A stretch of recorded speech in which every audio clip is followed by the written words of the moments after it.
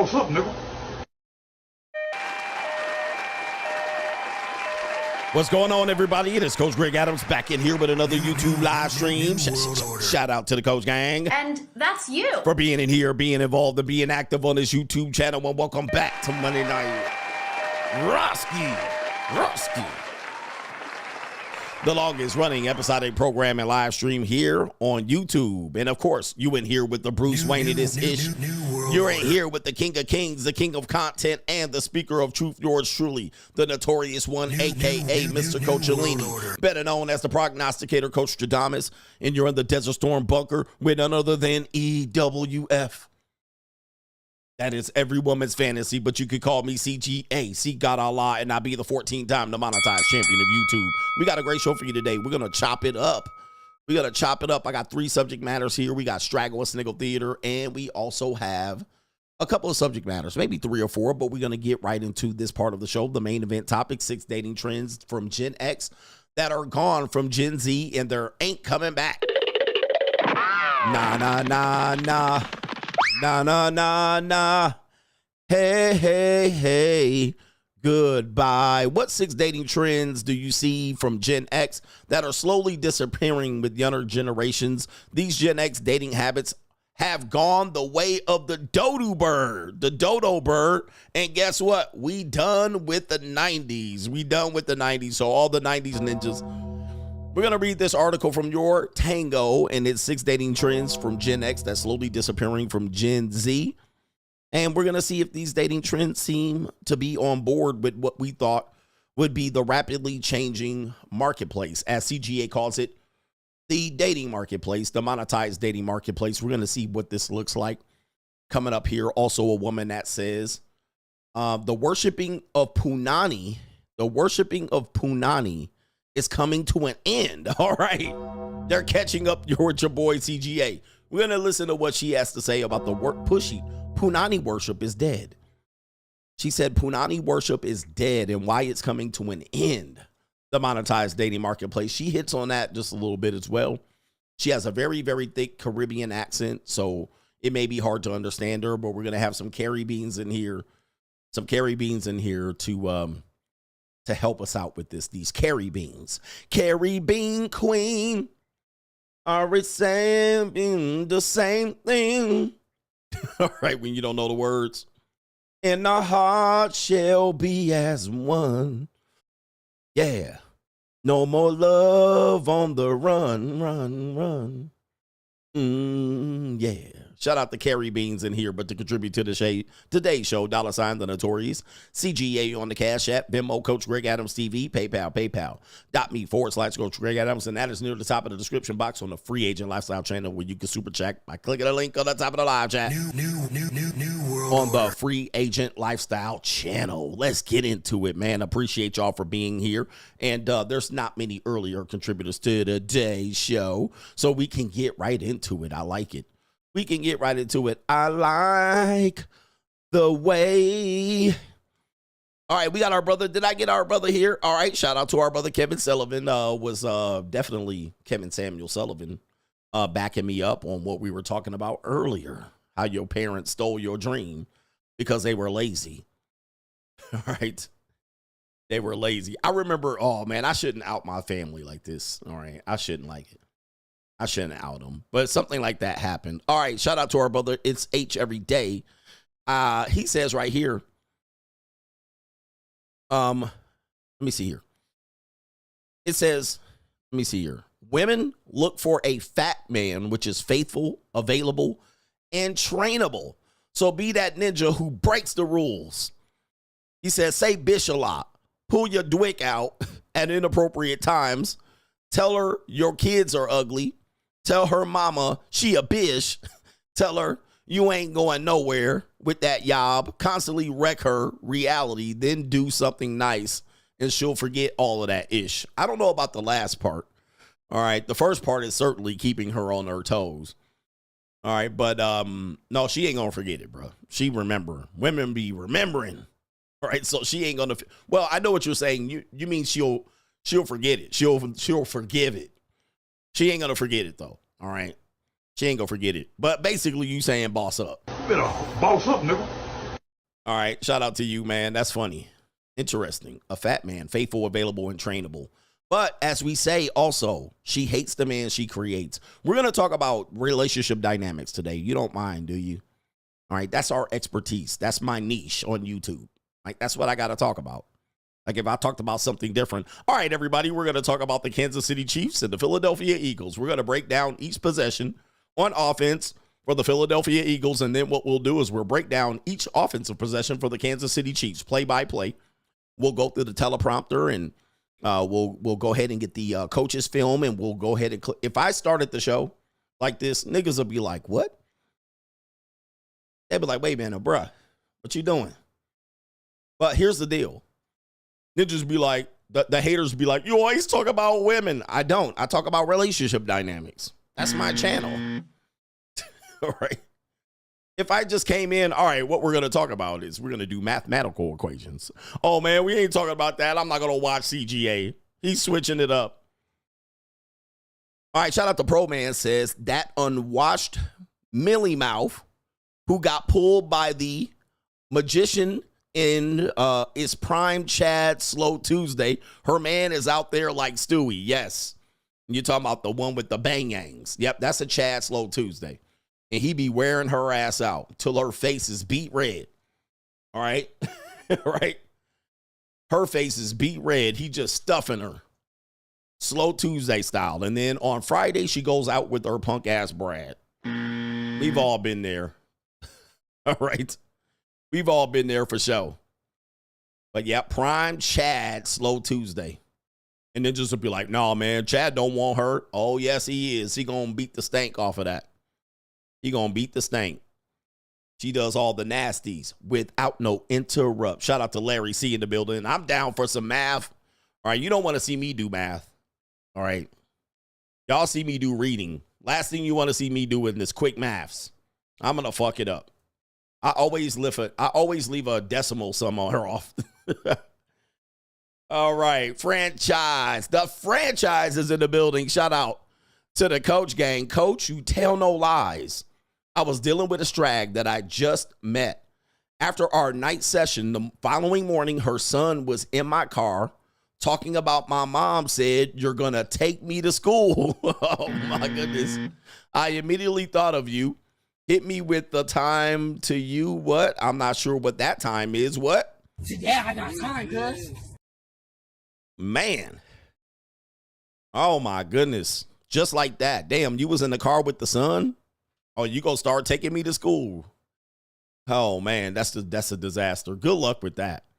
All right, without further ado, let's get into it. We're going to call this Straggle and Sniggle Theater. All right, let's do it.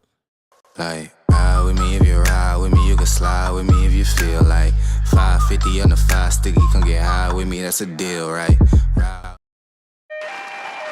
My brother stuck playing the daddy. Straggle and Sniggle Theater. We have a woman that says, I don't know if she says she has a son or she's saying if she has a son, she's concerned about having a male child. So this sounds like a feminist. Her name is Kylie. All right. I like Kylie's. Kylie's got the purple eyelash. Okay. All right. She don't have no eyelashes. Social media is teaching young men to hate women. We need to change.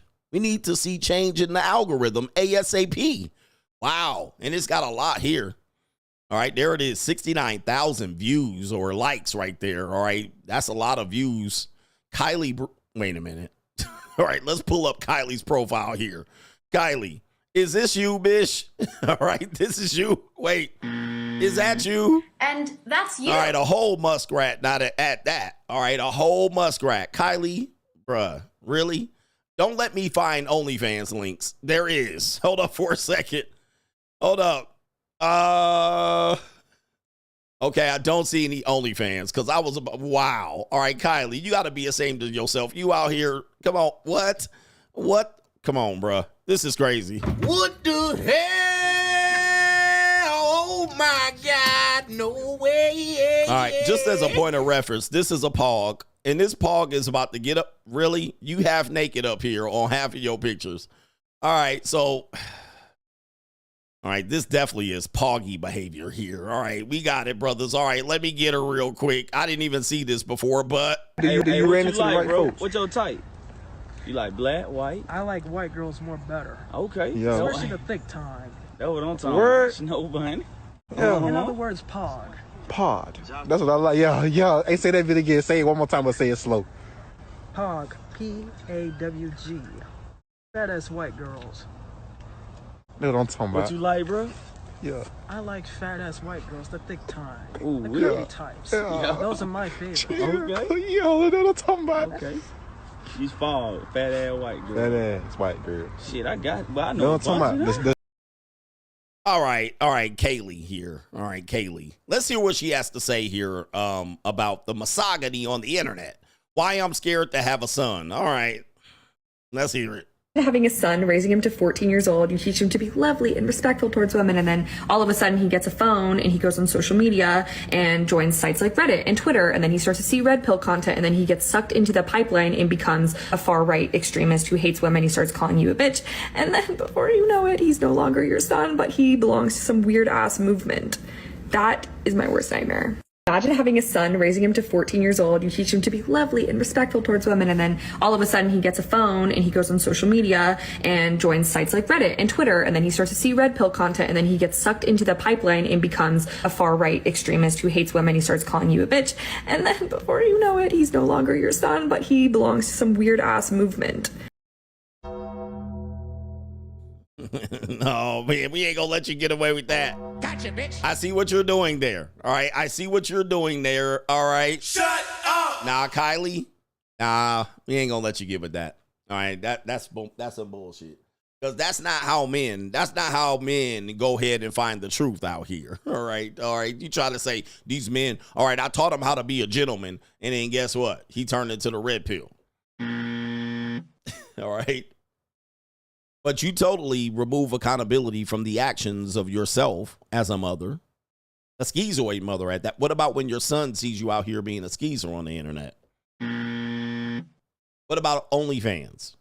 What about how these young women are treating these young men? No, nothing like that. They just gonna jump up on the internet. All right. Your son is going to see you being a schizoid on the internet. How about that? All right, there it is right there. How about when your son finds that picture out there? What do you think? Oh, the humanity. What do you think about that? All right, that might make him join the CGA movement. I'll still be out here joining the CGA movement. It's not that bad. It's just the bikini, coach. All right, yeah. Okay. You know, there's other things that make men have these realizations that they need to find answers. How about the censorship against men? You're trying to censor us. We need to do something about it pronto. All right, but no, we need to do something where we're educating men not to treat women nice. We need to educate men to have masculinity.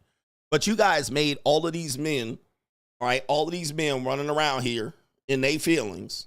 You know who I'm talking about. All these ninjas. And y'all got them, and now here's your result. They're either frustrated or and they're just like, all right, anyway, it is what it is. Hey, yo, chill. Is that how you want to marry your son? Yo. You prefer your son be.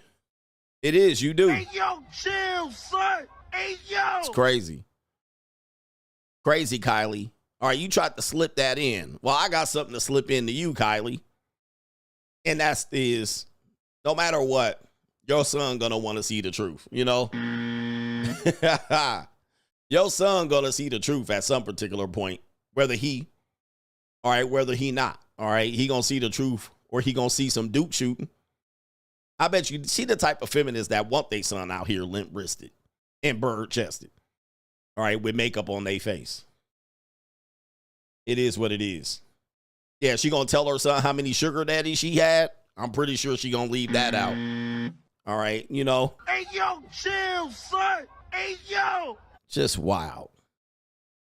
Just wild. Just blaming it. I mean, my son's eventually just going to jump on Reddit. How about when your daughter jumps on fucking TikTok and sees all these damn skeezers out here? You're not concerned about that. How about change the algorithm for that? But no, I'm looking at your profile. You're not going to change the algorithm for that. You want your son out here Duke shooting the pooter into. Hey, yo, chill, son. Hey, yo. All right. All right, we have this woman out here that says she prefers to be alone. And yes, this is not the Undertaker's daughter right here. This is somebody else. Her name is Truly Love Dose. I'm not sure what's going on. Maybe this is her page or not. But yeah, this is her. Says, I'm really sick of y'all. The truth about being single and dying alone. So let's hear what she has to say here. I'm really sick of y'all acting like relationships are everything they're cracked up to be. They're not. They're not. The jig is up. The only benefit of being in a relationship these days is having two incomes in the household. And the way I see it, you don't need to be in a relationship to do that. I just don't think y'all understand the level of peace you find sitting in the crib alone on a Saturday night. You don't have to worry about your man. You don't have to worry about what he's doing with that thing, who he's messaging behind your back, how many women are ignoring his messages behind your back for that matter. Even being at the crib is more fucking peaceful. You could fart whenever you want to. You don't have to sneak off to the basement bathroom to drop a willy-nilly deuce. You could just let that shit fucking fly. You could be ugly as all home at the crib. You don't have to worry about impressing him. You don't have to worry about cooking these 5-course meals just to please your man so he thinks he has a good woman. You ever heard of girl dinner? That's the real thing. I could eat a fucking Tic Tac and a cup of coffee with some sugar-free creamer, and that will last me all fucking day. You're thinner, you're richer, and as long as your vibrator and your headphones are charged up simultaneously with a fat sack of that sweet, sticky devil's lettuce that you got at the fucking dispensary for the Lolo, all of your credit cards are fucking paid so you can order whatever the fuck you want off of Uber Eats should you get the munchies and want to eat more than a Tic Tac. You are good. That shit is golden. That shit is a level of peace and comfortability that I have never found with a fucking man. This shit's lit. I'm sorry. I'm really sick of y'all acting. Oh, man. Well, there you go. Here, that's the free agent lifestyle for ladies. They can dookie in the toilet, fart when they want to, smoke dope. All right. Like, hold up for a second. And ma'am, what are you reading off of? I do this all right off the dome. You have to write it on your grease board on the side so you can remember your one-liners. All right. And look, she's reading off of something on the side. So shout out to her. Hey, listen, you got to get through your content, how you get through it here. But you can't keep up with the legend here. You definitely ain't on my legend, baby. So the free agent lifestyle for women is dookie in the toilet. The free agent lifestyle for women is to smoke some of that devil's lettuce. All right, and be lazy, not take a shower, not shave that yoni. All right, I preach the free agent lifestyle, and I'm like, bruh, do something with your life. Treat yourself, boss up, level up, get on a trip, get a passport. Like, I'm telling men to be a winner. She want to be a lazy bum. All right, fuck it, I don't want a man. Lazy bum. I don't have to dress up. I don't have to do any of this stuff. Sounds like a real woman right here. Come on, ladies. She ain't even trying. She's not even trying. Acting like relationships are everything they're cracked up to be. They're not. They're not. The jig is up. The only benefit of being in a relationship these days is having two incomes in the household. And the way I see it, as you can see, she's reading off of something there. She wrote it down. She was like, what am I going to say? All right, I got to write all this shit down. She did good. She probably recorded this shit like 15 times. All right, reading off her little teleprompter here and her one-liners. All right, so as you can see, she's reading off the side there. But that's neither here nor there. I get it. Yeah, relationships are cooked. All right, but you're basically just dropping out. You know what I mean? Like, that's not the move there. You just over there with a hairy punani. That's what you got right there. Did you eat that cat? All right. Hairy punani, muff huff in the toilet. Just a lazy bum. All right, come on. you don't need to be in a relationship to do that. I just don't think y'all understand the level of peace you find sitting in the crib alone on a Saturday night. You don't have to worry about your man. You don't have to worry about what he's doing with that thing, who he's messaging behind your back, how many women are ignoring his messages behind your back. Well, listen, man. All right. Now, if we were together, I'm dicking down somebody else with your yoni ass. All right. Stanky yoni. Somebody else getting dicked down, so just deal with it. I'll take care of you, but just shave your snatch. All right, nobody wants to hear this, and you sound annoying, but here we go. For that matter, even being at the crib is more fucking peaceful. You can fart whenever you want to. You don't have to sneak off to the basement bathroom to drop a willy-nilly deuce. You can. Oh, man. They're not trying no more. We got some lazy broads, all right? What are we doing? Willy-nilly deuce? You can fart whenever you want? All right, goodness. Oh, man. Boy, sounds like a winner to me, y'all. You could just let that shit fucking fly. You could be ugly as all home at the crib. There you go, right there, homely. You don't have to worry about impressing him. Like, this woman is lazy, bruh. You just restrict the laziness. You don't have to worry about impressing him. You don't have to worry about cooking these 5-course meals. There you go. You don't have to cook. How about you don't even have to take a shower neither? Just to please your man so he thinks he has a good woman. You ever heard of girl dinner? That's the real thing. I could eat a fucking Tic Tac and a cup of coffee with some sugar-free creamer, and that will last me all fucking day. Yeah. Let you get it through your thick skull that I'm broke. Dead, flat, stony, broke. I've got $3.85 in my purse. All right, so now we have TikTok and just eating TikTok and ice. What is it? Coffee? You know you lying. All right, you know you lying. So she don't even want to make food here. Okay, she's just going to eat a TikTok and drink coffee. You're thinner, you're richer, and as long as your vibrator and your headphones are charged up simultaneously with a fat sack of that sweet, sticky devil's lettuce. All right, so she out there right there just jerking off. All right. This sounds like a dream woman. This sounds like a dream woman. Stay single, please. All right, we don't be out here asking for a man in a relationship. That's why your man is taking that willy and going to pipe down another woman. Because you sound like a winner for show. That you got at the fucking dispensary for the Lolo. All of your credit cards are fucking paid so you can order whatever the fuck you want. All right, sounds good to me. Off of Uber Eats, should you get the munchies and want to eat more than a Tic Tac, you are good. All right, you get the munchies. This sounds like a winner here. You doing us a favor. You doing us a favor. It is what it is. Now, what would you call a man that wanted to do that all day? You call him a broke loser. All right, Dusty. She sounds like a winner, doesn't she? All right, we have DDG's dad. I can't remember who DDG is, okay? I've covered him before, and I want to say he is the baby daddy of either Chloe. Let me see here. What's her name? Chloe Bailey or a tennis player. One of them. He's a baby daddy of one of them. Well, apparently, he is here with his father. His father explains why him and his mammy DDG broke up. All right, so this is going to be an enlightening thing here. DDG is at the top. DDG's daddy down here. All right, DDG's daddy, all right, looking kind of merp. All right, he need to get some weight off his back here. He need to definitely get his weight off. But let's listen to what he says about why this is a good thing for young men to figure out. Haley Bailey. So that's Haley Bailey's baby daddy. All right. This would be a good thing, a good conversation with your dad. If you never knew why your mom and dad broke up, you might have heard it from your mother. But DDG's going to hear it from Happy, why he broke up. All right, here we go with his mama. Yeah, you keep deflecting the question. Oh, why we broke up? Because I refused to have people dominate me and control me.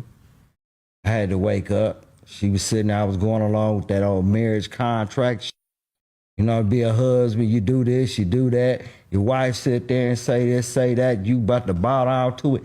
Oh, hell no. When I got to, I asked why. Yeah, you keep deflecting the question. Oh, why we broke up? Because I refused to have people dominate me and control me. All right, so look at that right there. He snapped out of the whole husband henpecked simp. All right, I refuse to have a woman dominate me. All right, and control me. And what else? I had to wake up. She was sitting there, I was going along with that old marriage contract. Yeah, that happy wife, happy life bullshit. Hey, bruh, man, gentlemen, men, listen up. Listen up. Some men break free. Some of y'all stay on the plantation. He said, fuck that. I'm out. I'm dipping. I'm going to pay the penalty on the way out. I'm going to pay the restock fee. I refuse to be that henpecked husband. You know, be a husband, you do this, you do that. Your wife sit there and say this, say that. You about to bow down to it.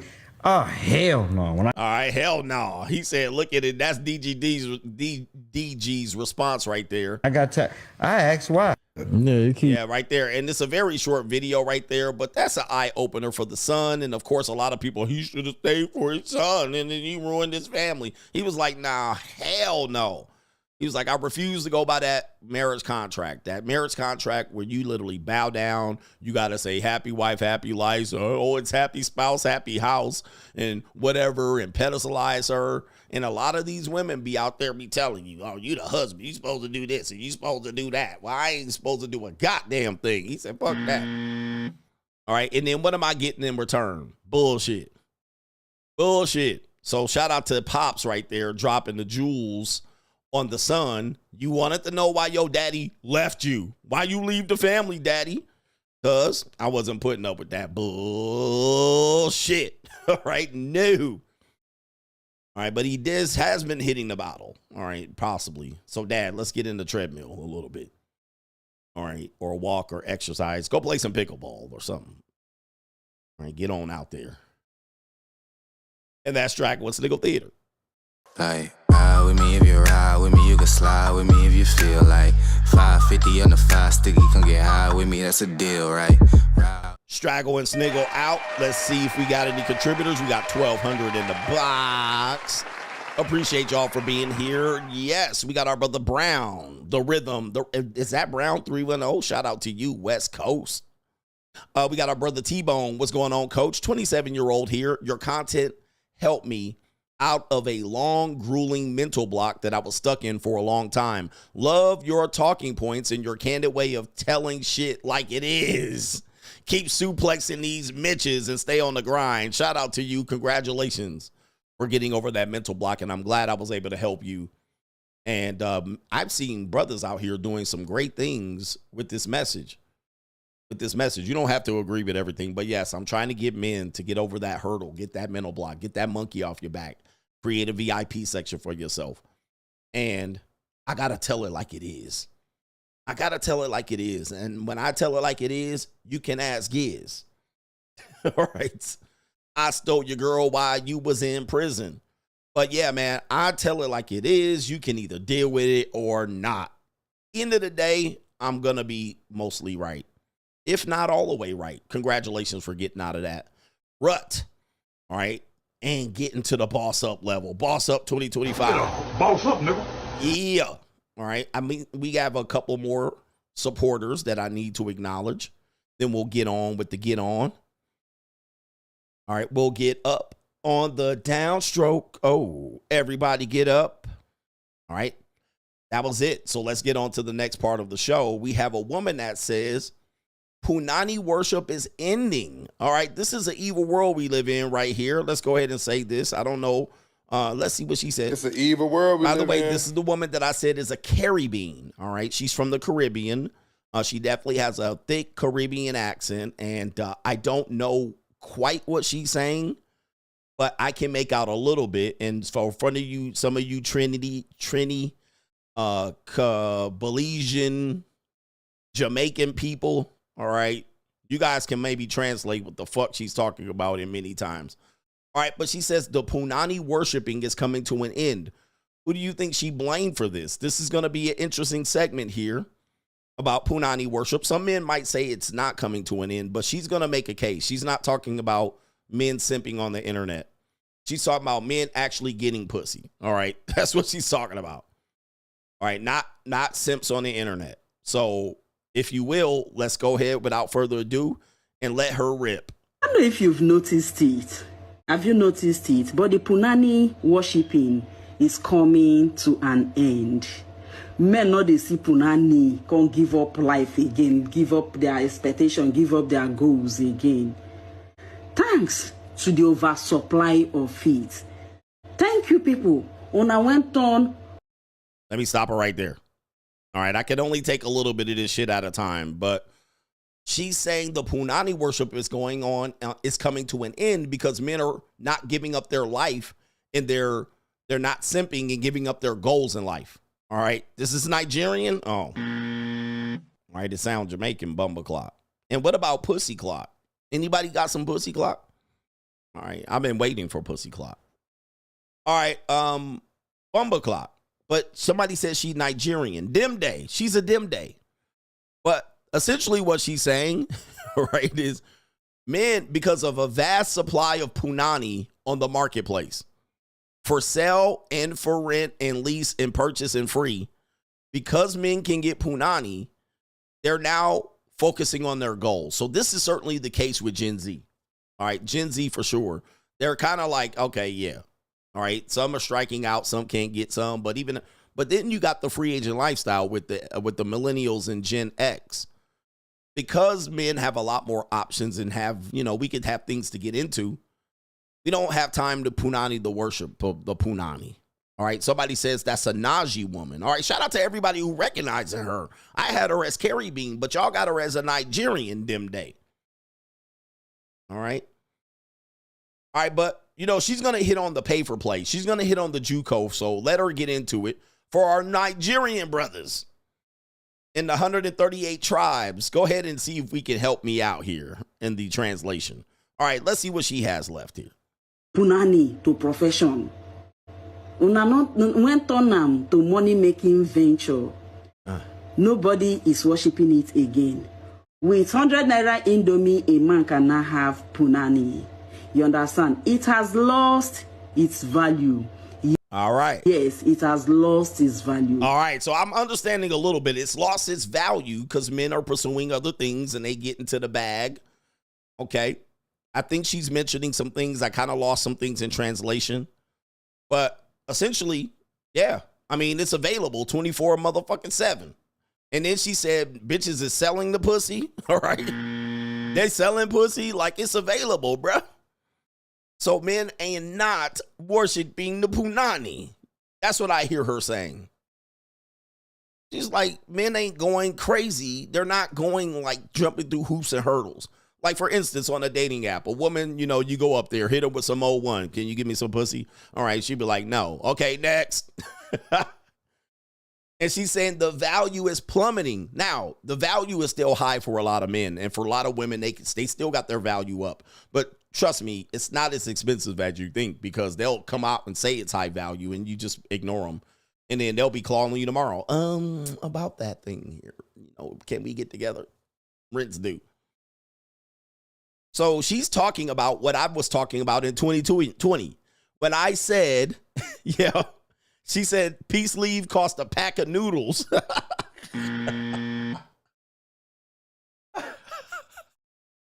She said it's worth $1 ramen noodles. All right, shout out to our brothers translating it. All right, so 2 people have confirmed. 3 people have confirmed. Said it's cheaper than ramen noodles. Hello. Shout out. I've been trying to tell y'all this. I was like, bruh, it's plummeting. It's going to plummet. All right, although it's high for some women. It's still high for some women. So people have confirmed that that's what she said. It's cheaper than a pack of ramen noodles or noodles. Oh, Lord. She said the JUCO is motherfucking litty. That's what she said. Yep. D-Rich is here. I said peace leave is going to be the same as a bottle of water. They're going to be selling peace leave for a bottle of water. Who remembers me saying that? I've been saying that. People are catching up. And so men don't have to worship it no more. Now, of course, we want it and we desire it, and we'll do, we'll trade our money for it. We'll trade our time for it. But in terms of worshiping it, nah.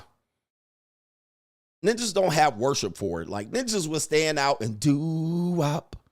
You know what I mean? Stand up and doo-wop like Cooley High. Stand outside.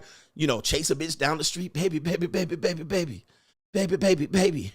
All right, I just want to smell your hair, baby. You looking so beautiful today. Like, dudes are not doing that no more. Okay? Goodness gracious. She said it's worth a pack of ramen noodles. It's cooked.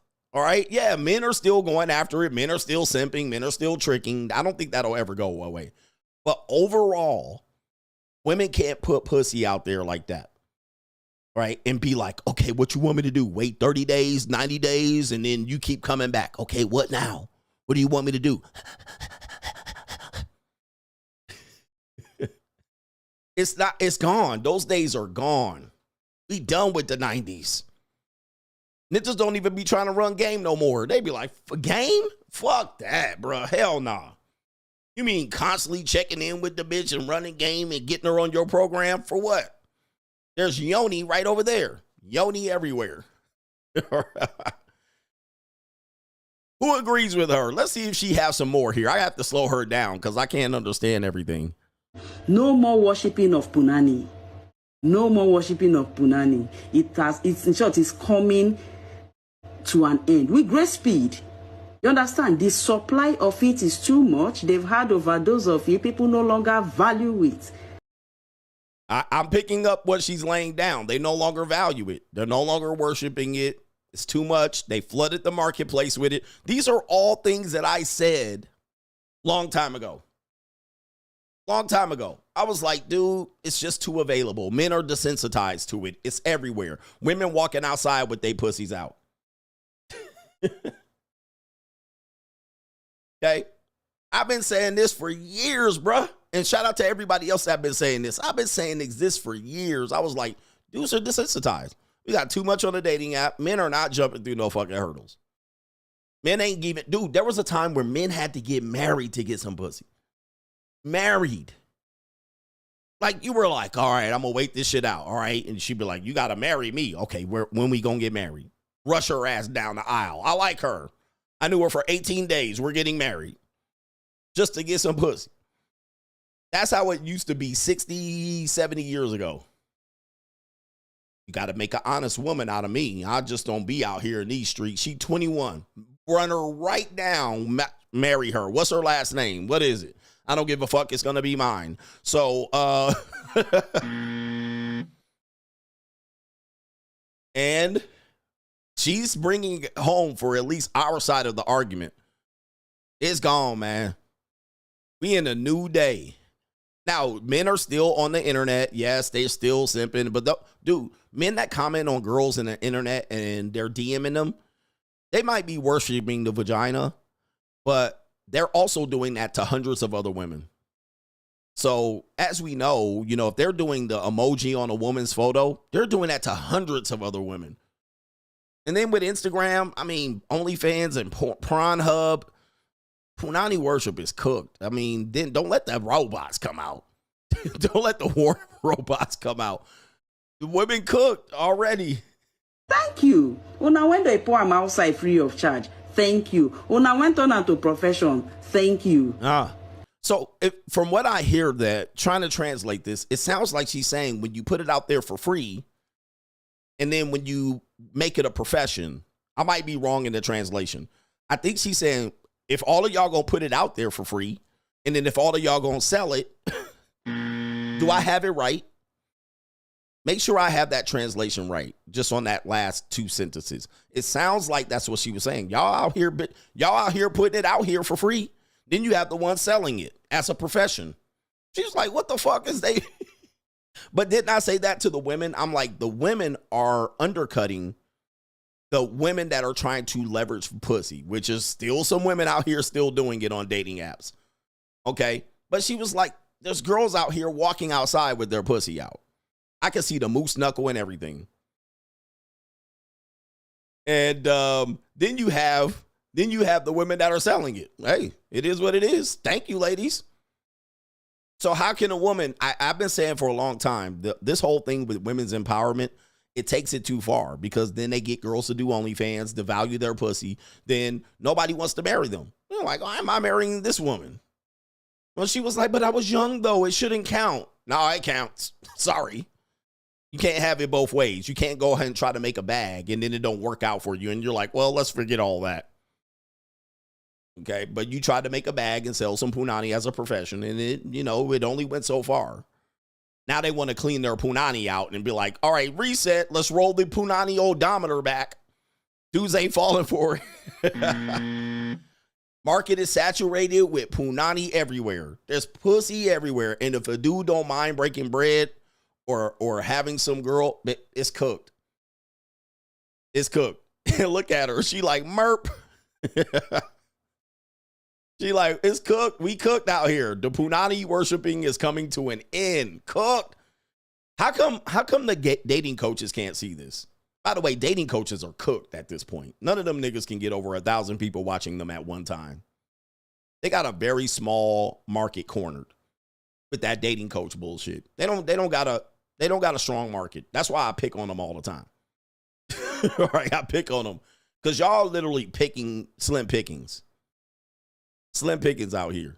It's cookity cooked. And if you're a young dude, you out here cooked. It's like you're up Shit's Creek out here because you getting outbidded. Oh, and I have to say this. And sorry, I'm dicing her clip up because I cannot play it all the way through.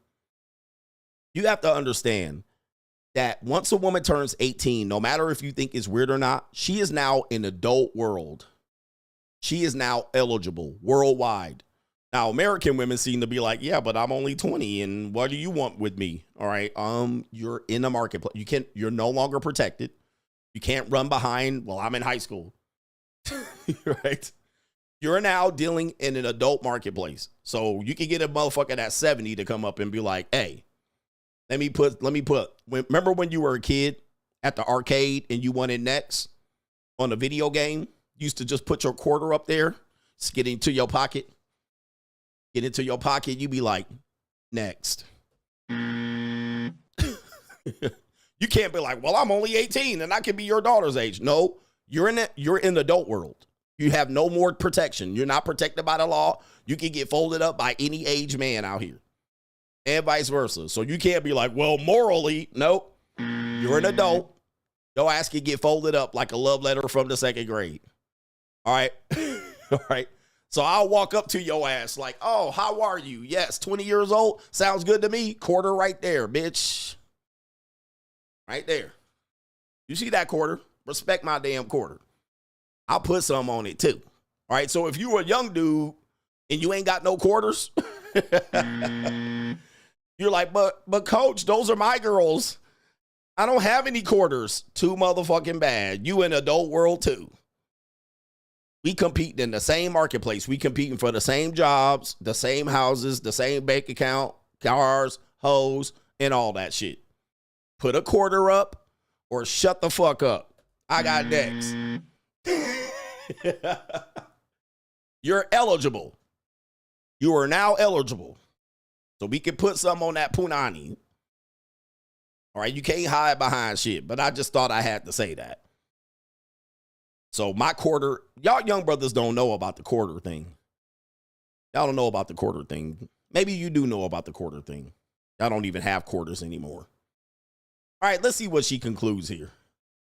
Now, una go dey see more and more desperate women competing, fighting, quarreling on who go fit bust and open first before the others. All right. I don't know what she said at the end, but she said there's going to be more. There's going to be, because of this punani worshiping ending, there's more desperate women coming out here. Now, the last part, I can't understand what the fuck she said there. No day, men no dey rush punani again. Una don't sample am for free. All right. No free samples. I heard that. In my day, we didn't give men free samples. That's what I heard her say. Okay. In my day, the men had to wait a little bit. No free samples. That's kind of what I'm hearing there. I wish I had I wish I had some translating in this. What the fuck? Una don't sample am.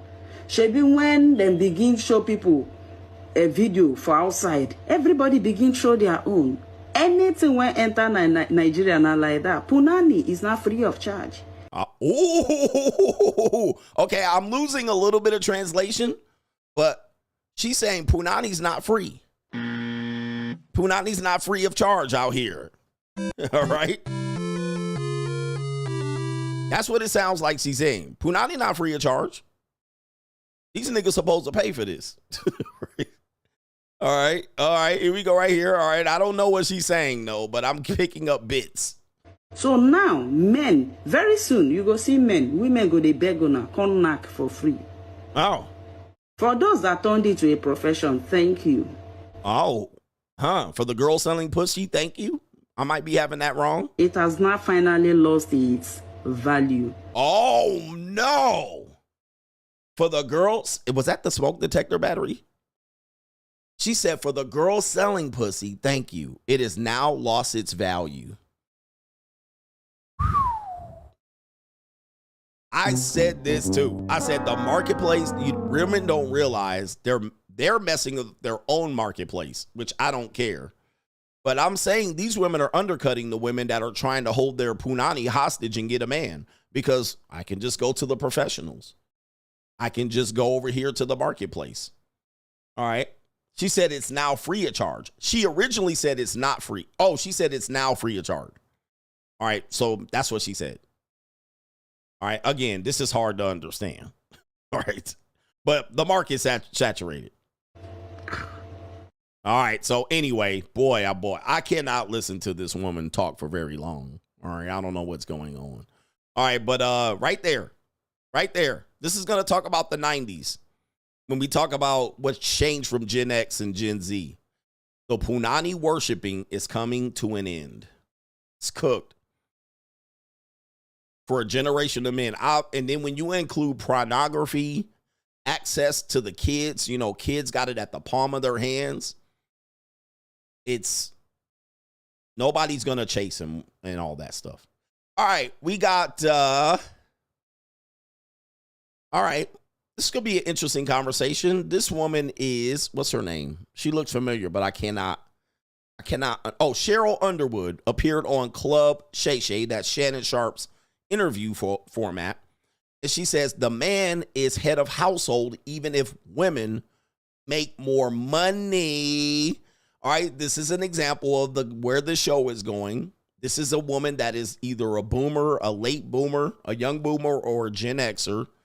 An older Gen Xer or a young boomer.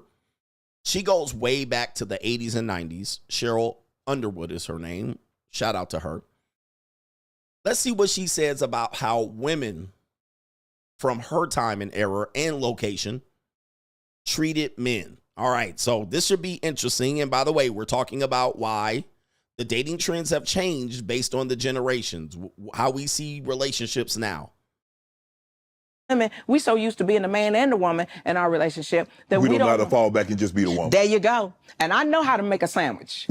You want cheese on your sandwich? What you need? What you need? I know what to do. I want to pick up the dry cleaning. I want to do what I saw my mama who raised me and who was married to my father. I want to do what they do. I want to be the wife. While I go out and slay a dragon, we back to back on slaying these dragons. That's what I want. Are you okay being the breadwinner in the relationship? I'm not the breadwinner in the relationship. You mean any man I'm with? Yeah. I'm not the breadwinner in the relationship. But would you be okay if you were? I'm not. There's no man I know from you or he got a regular job. He work at a warehouse. He is the head of the household. He is the breadwinner. I will chip in as he see fit because he's the head. Now, this is the way I was raised. A lot of women not going to agree with me. No, they ain't going to agree with that, Cheryl. I'm cool if you don't. Yeah. But they're about to tear you up, Cheryl. Let me say tear me up because here's the thing. Even if I make more money, it doesn't make me the breadwinner. Oh, okay. It doesn't make me the breadwinner. Mm-hmm. It makes me the baby. What you say you want to do what? Or what you want for Christmas? You want a pony? Okay, nigga. I got you. Cheryl, you know, like. What? The breadwinner, you know, normally that person has the larger voice in the relationship. He's a man. He's going to have, this is what I believe. But what if you got the money, you making the money? No, this is what I believe. Okay. I believe I am advice and concurrence.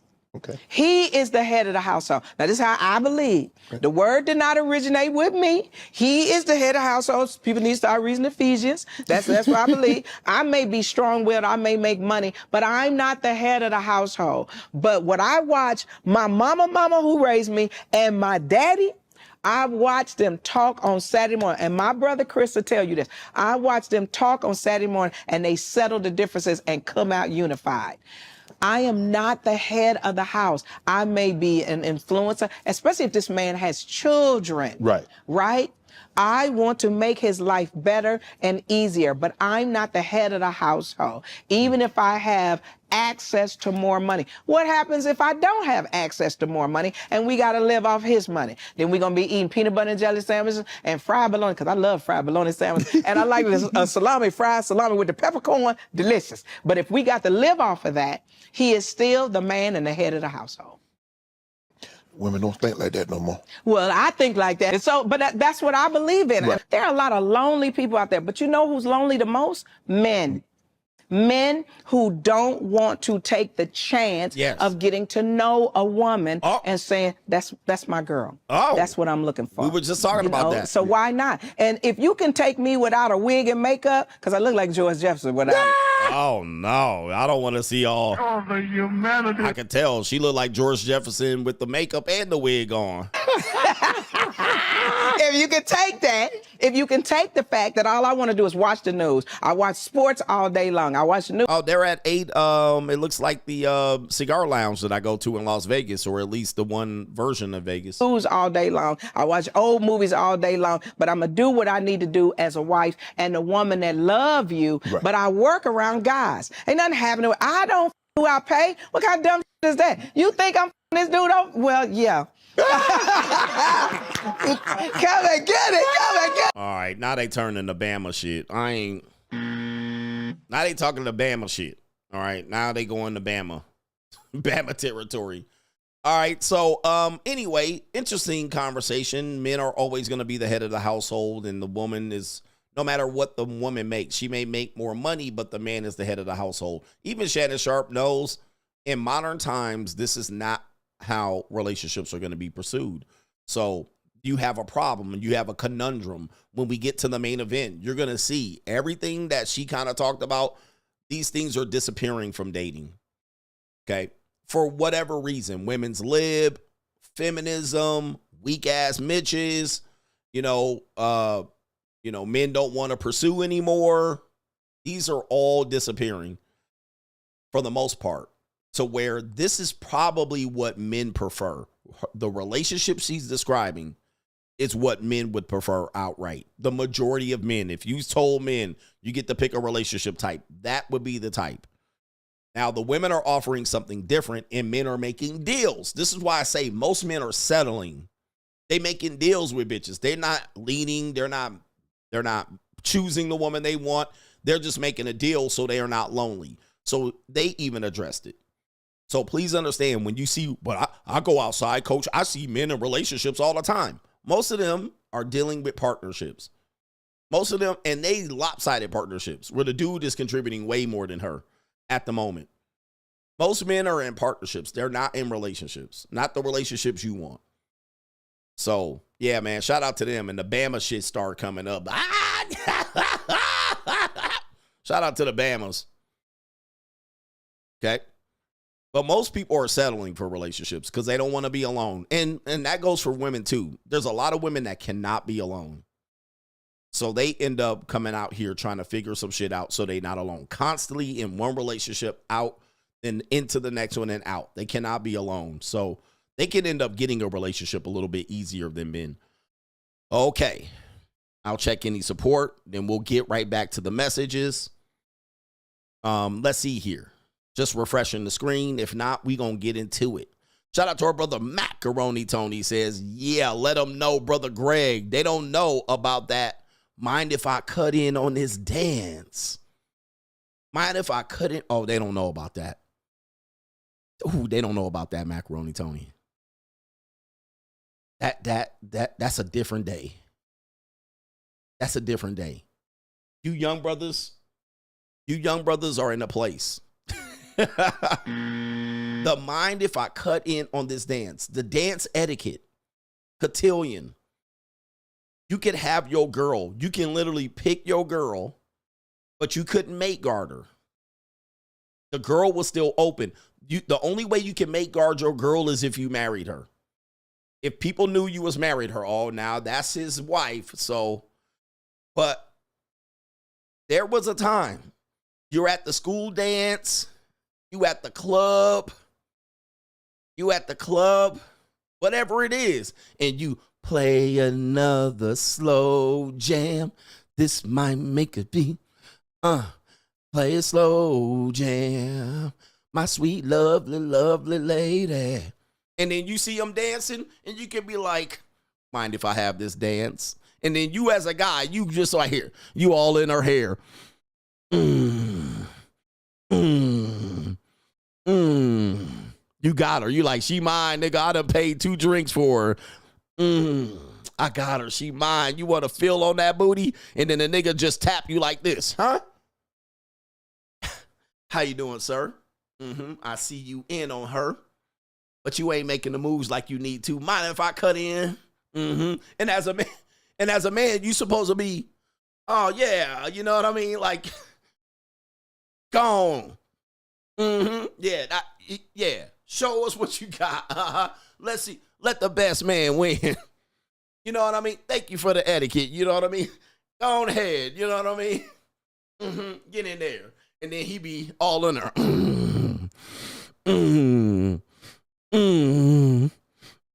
All on your girl. You back there like.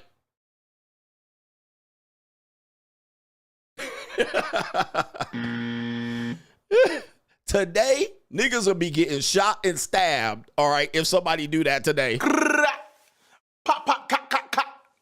Skitty, keep, pop, pop. And a pop, pop, boom. Shout out to Macaroni Tony. That's taking it back, bruh. That's taking it back, bruh. You do that shit today, niggas just like behind the girl, like, you know what I mean? I got her, you know what I mean? If ninja tap you on the shoulder, you like, yeah, step to the side, homeboy. I got dance on that. I got my quarter up there. I got her. And then she just back there like this, and you behind her like, you know what I mean? Just. Oh, shit. Back there, sexy red. Dun, dun, dun. Dun, dun, dun. Ooh, wait. That's how it used to be. It'd be thunder and lightning. Ninja be getting hit over the head with a bottle. It will be gone. The floor rumbling. Ooh, wait. Hey, tell him, Macaroni Tony, y'all don't know nothing about that Mind If I Had His Dance. Y'all ain't ready for that, bro. You are not ready for that world. It used to be. Y'all ready for this? Yeah, that. Your smile. All right.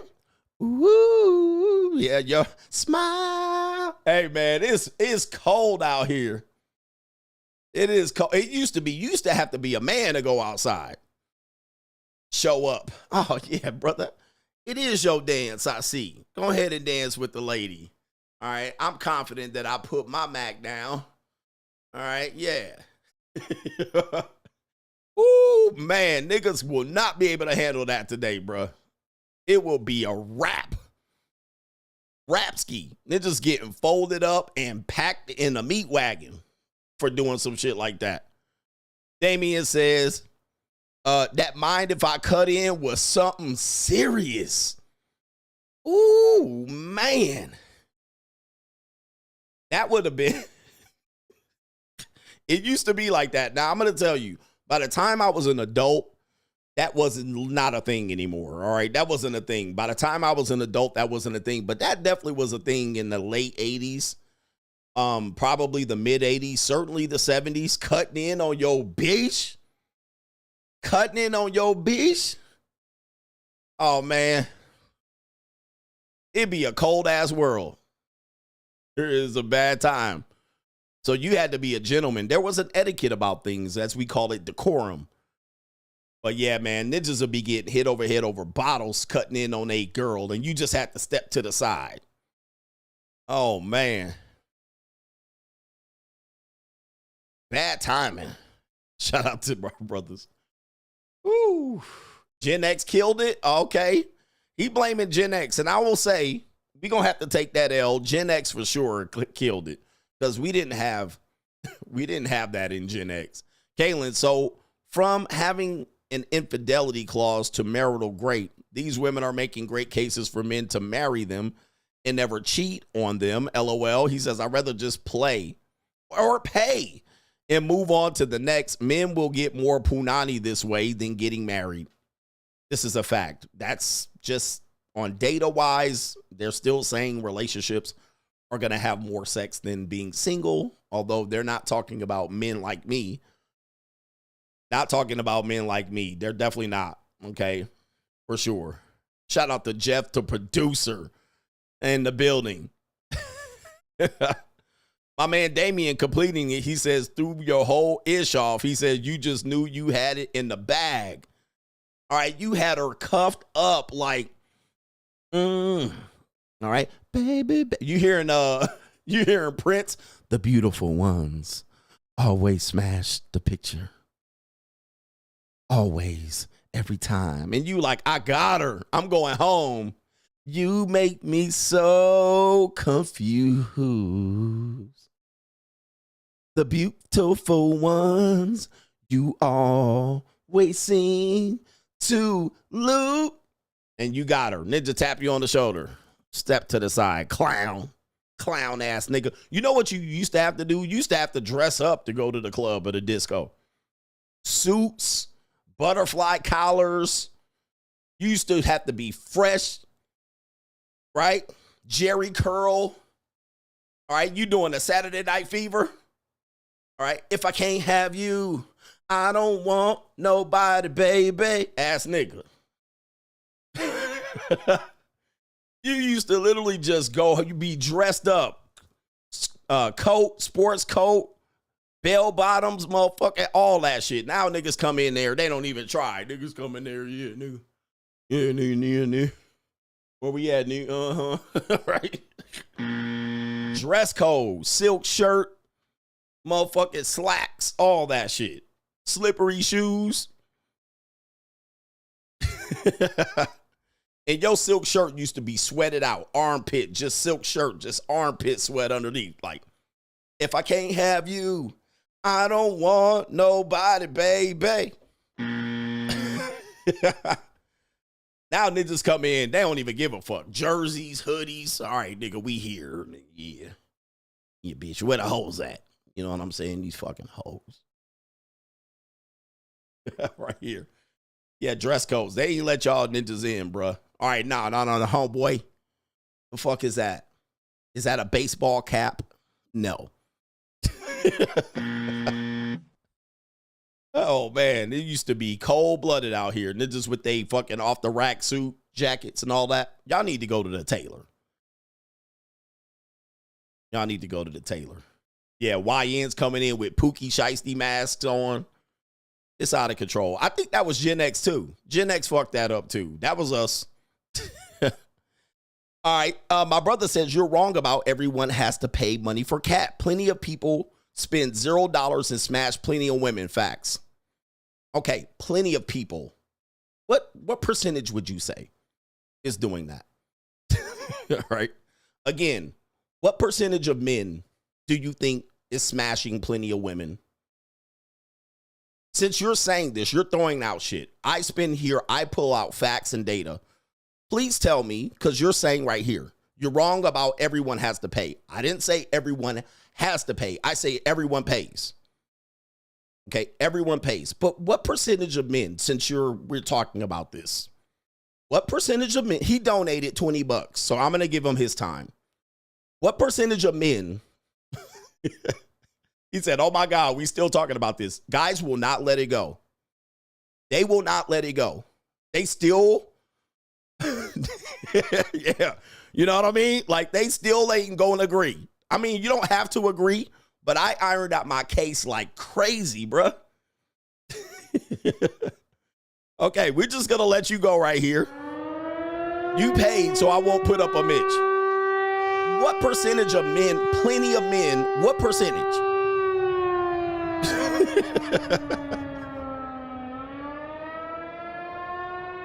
I mean dollars. What percentage of men are investing $0 in the pursuit of pussy? Zip. You can donate and make your case. And they won't give it up, bro. All right, there's plenty of people paying nothing. All right. You're not listening at all. You're not listening. But look, what percentage of, okay, look, this is to me a person that has not paid for pussy in any way. He's outside. He's that man. And then the girl's like, man, you flying. And then he says, yeah, what's up then? And she says, come with me. And then he walks over there. She bends over, grabs her ankle. He fucking like this. He fucks her and busts a nut. And he walks out the door. That would be not paying. Right? That would be an example of a man that didn't play. She literally said, come here, slide through, come get you some cootie cat. This does happen. But that is the example. Now, when I look at a picture of this woman, show me the woman. Show me the woman that does that.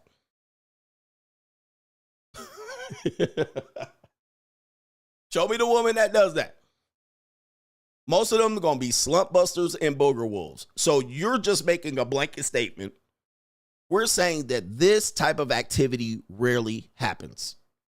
Even to high status men with money, athletes, it happens, but most of the time there's a rift. You're just talking about, I know plenty of men. This is what he says. I'm going to read it again.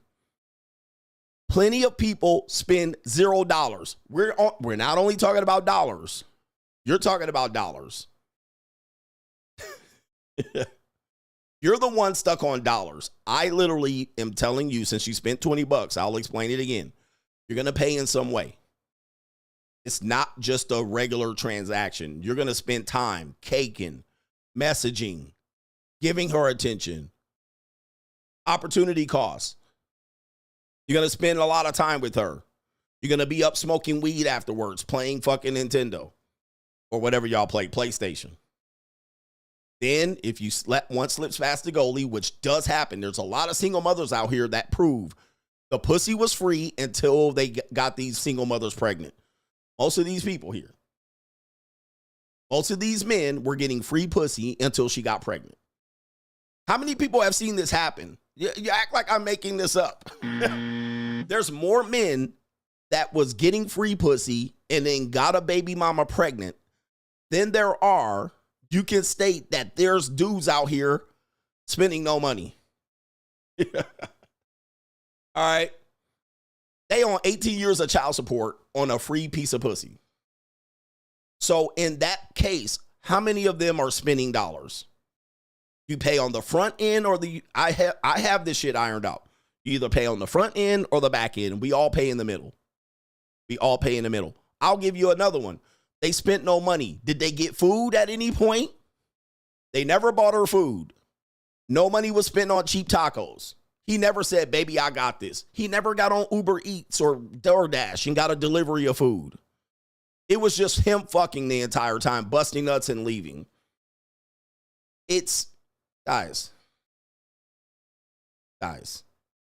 we have to stop this idea. We have to stop this type of thinking. It's very shallow thinking. It doesn't really count. You're not really counting a lot of things. There was time to go in. How about somebody got an Uber? You went over there. You got her an Uber. There's so much in here.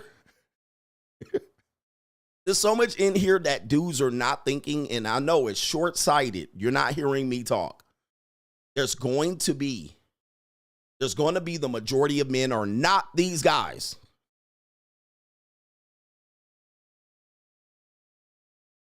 The majority, again, I'll ask you, what percentage of men do you think are doing this?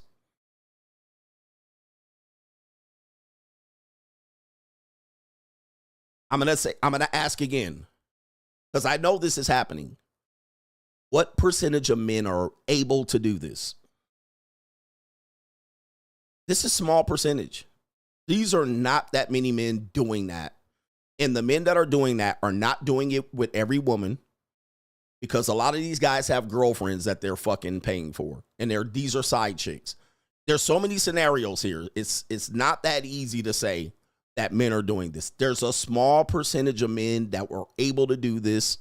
And even then, it's a stretch. So with that being said, are you going to be able to do that? The answer is probably no. You're not going to be able to do that. If you are, it's going to be not consistent. It's going to be young people. It's going to be constantly catch and release. We already know 60% of men are down bad. 60% of men ain't even getting no pussy. Right? 60% of men are getting no punani. All right? Like very little. Trickle punani. So we know they're not even in a conversation. If they get a piece of ass, it's going to be rare. Once every couple of months. So we already know 60% are just down badass men. All right, that don't even have a part of this conversation. So then when you just take that, the middle of the road, you have 20% of men that are doing a variety of both. They got a girlfriend, a fiance, a marriage, you know what I mean? They're trying to figure it out. Okay, they're doing to the strip club, they might go to the rub and tug. That's like 20% of men. Now you're down to really the top 20%. Even that top 20% is probably mostly fucking fat white women if they're a black guy, down bad bitches, slump busters, slow Tuesdays. You're not fucking prime pussy, which is, I say, is a form of payment, because if that's your whole rotation, your self-esteem is fucking in the gutter right at this point. So there's a kind of a trade-off on that. So we're really talking about in that 5 to 10% of men that could literally just walk outside and fuck for free. And even then, trust me, I've been to where men be out here doing this. They're paying too. All right, so you have to qualify what this means. You have to qualify what this means. And here's the thing. I'm telling you, as a man that has been out here, you're acting like I've never been outside. I've been here as an adult for 35 plus years. I've been there. I went to college. You know what I mean? Yeah, there was people fucking for free in college and all of this stuff. Once college ended, it got a little bit more hairy. And the guys following it up, if you don't get her pregnant or marry her, you're not going to have to pay money. All right, next tweet you do, please put your age and your area code or zip code. When a girl likes you, okay, this ninja tripping. When a girl likes you, she wants you to take her cat. You know this. Okay, I've described this plenty of times. But what if she stops liking you? And she will. She's going to stop liking you. Now, you said if you don't get her pregnant, if you don't marry her. People still get married and people get pregnant all the time. There's a lot of ifs. If we're fifths, we beat all drunk. And I'm punch drunk here even talking to you, but you sent me $40. So I'm going to acknowledge you. You sent me $40. When a girl likes you, you take her cat. Bruh, this guy's young. I guarantee you he's not over 25 years old. Right here. You got to be, if you're over 25, this tells you got to be dumb. That part is temporary. How long does that last? Please put your zip code and your age. I mean, get it. I understand what you're saying, but how long does that last? Can you keep that up? How long can you keep that up? Eventually, it's going to go back to zero, all right? Because these relationships don't last very long. Okay, now that girl is done. What's the next girl going to do? You're going to spend $0 on that? All right. All right. When that ends, 6 weeks, 2 years, whatever it is, 3 months. Now what? Now what? What are you going to do with the next girl? You're going to do this with the next girl? You're going to go through a drought. Okay, you're going to go through a fucking drought. And meanwhile, I'm going to fuck 12 women in your drought because you're going to keep looking for that. And as the older you get, it's going to get harder and harder because the women's going to grow up. They're going to figure it out. Right here. They're going to grow out. Now, by the time you're out here looking for the free next piece of goddamn pussy, I will have fucked 12, 22-year-old women. And got my dick wet and your dick's dry. I'm just saying. Now what? I'm outpacing you easily, lapping your ass. But you're out here trying to prove that you try to get the freebies. 12 women will have been folded up in a nice, neat knot by me. While you're trying to jump out here to figure out how you can get the next fat bitch to fuck her for free. I mean, come on, man. I mean, listen. It's going to be a war of attrition and nutrition. It's going to be a war of attrition. You're going to keep losing this battle trying to keep this up. He going to find a way to argue it because he wants it his way. I've already admitted, guys, there are going to be temporary spurts of this free punani. One thing that's going to happen is she's going to find a way after a while to find a way to get you ensnared in a commitment. Once you get there, there's no more free punani. You can all agree with that. How many times you were doing this, right? You were just doing this. You were just banging a chick. You were like, oh, I'm slide through. Where is this going? What are we doing? Why don't we go out? We should go out and hang out. Once you got there, now you're in payment. Trial period has expired. Backdoor relationship. Okay, arguing, and I bet you trying to kick me out because other bitches are coming. Now you're getting into payment. You cannot deny that. Now she gonna fuck it, and if she fucking brings a gas tank to your fucking car, you got that too. You know what's happening here. What she did to my car? What the this bitch did to my car? I can't stand this hoe. I can't stand this bitch. Fuck this bitch. Okay, so what are we? And you know, get rid of all your hoes and let's delete our Tinder together. There's going to be an encroachment. Then all of a sudden, once you get into that territory, now you're in payment. All right, because it's hard. It's going to be hard unless you're under 22 years old. It's going to be hard to keep her attention and keep fucking on her. Then what's going to happen is if you don't want to get into a commitment, there's highly likely she's going to cut off the spigot. Or she's going to reduce the sex. This is not rocket science. This is not rocket science. So it was free until a period of time, meaning she was using it. These are all things. She was using it as a lost leader to get you in a relationship. She was throwing you some free crumbs until.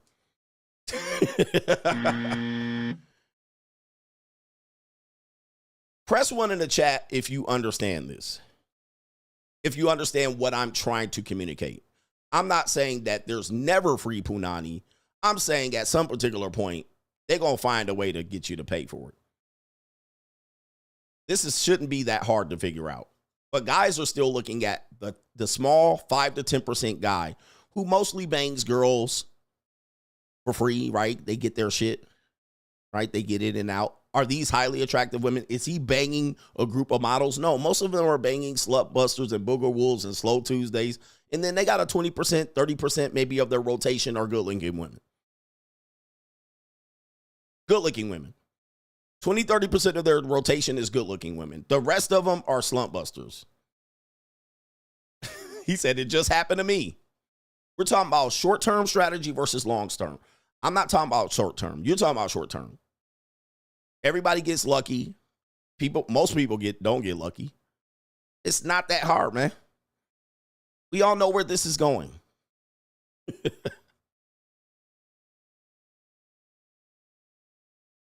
He said that bait and switch, that free trial is going to expire, and she's going to start putting pressure on you. She might say, where is this going? Let's go on a date. Let's hang out. Let's not. Why do we always got to fuck? How about that one? How about that one? How come every time we hang out, we're having sex? That's simply her saying, no, nigga, you're going to have to pay for this. That's too easy. This is too easy. We've all heard that. Why do we, every time we get together, we got to just be fucking? That's literally her saying, nah, you're going to have to do more than just have me come over and get the ass. Now, she still might do this for a period of time, and then she going to wake up. Then it's going to be, oh, fuck this guy. He just wants to fuck on me. And we've all had that one. That's her charging you for pussy. And then the charge could be, let's go hang out. Let's go to the festival, the fair, the farmer market. Let's go to Magic Mountain. Let's go to Knott's Berry Farm. Let's hang out. Let's go to the bar. Let's go at least take me out to get something to eat. That's called payment. Right? That's immediately her trying to get you off of the free pussy trial. Now, the minute you say, nah, we ain't going out. We ain't going to do this. She might give you a couple pieces of pussy after that, but she going to cut it off. And she going to go to the next person. Right? All right? Am I reaching here? Am I making sense? Okay. He's got another chat. And you were supposed to put your age and your zip code, and you didn't. He says most players get bored of the girl cat anyway, so it being temporary doesn't even matter. These are facts. You got to put your age. Please put your age here because this is going to qualify it. You don't even have to pay 20 anymore. That's a co-sponsorship. Gentlemen. I'm rich, bitch. Okay, sir. Now let me ask you this. Let me answer this. You're saying most people get bored of the girl's cat. Most players. You said most players. Again, what percentage of men are players? Very small percentage of men are players. Even legit players. We're talking about a small percentage of men. Not many dudes are able to be players. Now, let me answer this. If you get bored of the punani and she cuts you off, then what do you have to do? I'll wait. What are you going to do now? Now that she cut your pookie spigot off, you had your free punani. What happens next? You're going to need some more pussy, right? You're going to need some more. Where are you going to get it? From your rotation? You're obviously going through women like you're going through draws, all right? So the women are figuring out that you're a true player. They're figuring out your game. They're giving you pussy trials and dipping. So you're having to completely talk to another series of women, all right, to get free pussy. You're going to have to go through another. You're going to have to build your rotation. Where are you going to go? You just going to walk outside? All right, where's the next girl? Probably not. You got to go prospect. Yes, you got to go approach a new series of women. What do you got to do? You got to talk them out of their panties. How are you going to do that? Just going to walk up to them and say, come to my house and fuck? Probably not going to work. Might work every now and then. Now you're going to have to spend time building up your roster. And certainly you're going to spend money doing this. Okay, you're going to spend money. You're going to have to put your fit on. You're going to have your muscle. You're going to do something to go get this.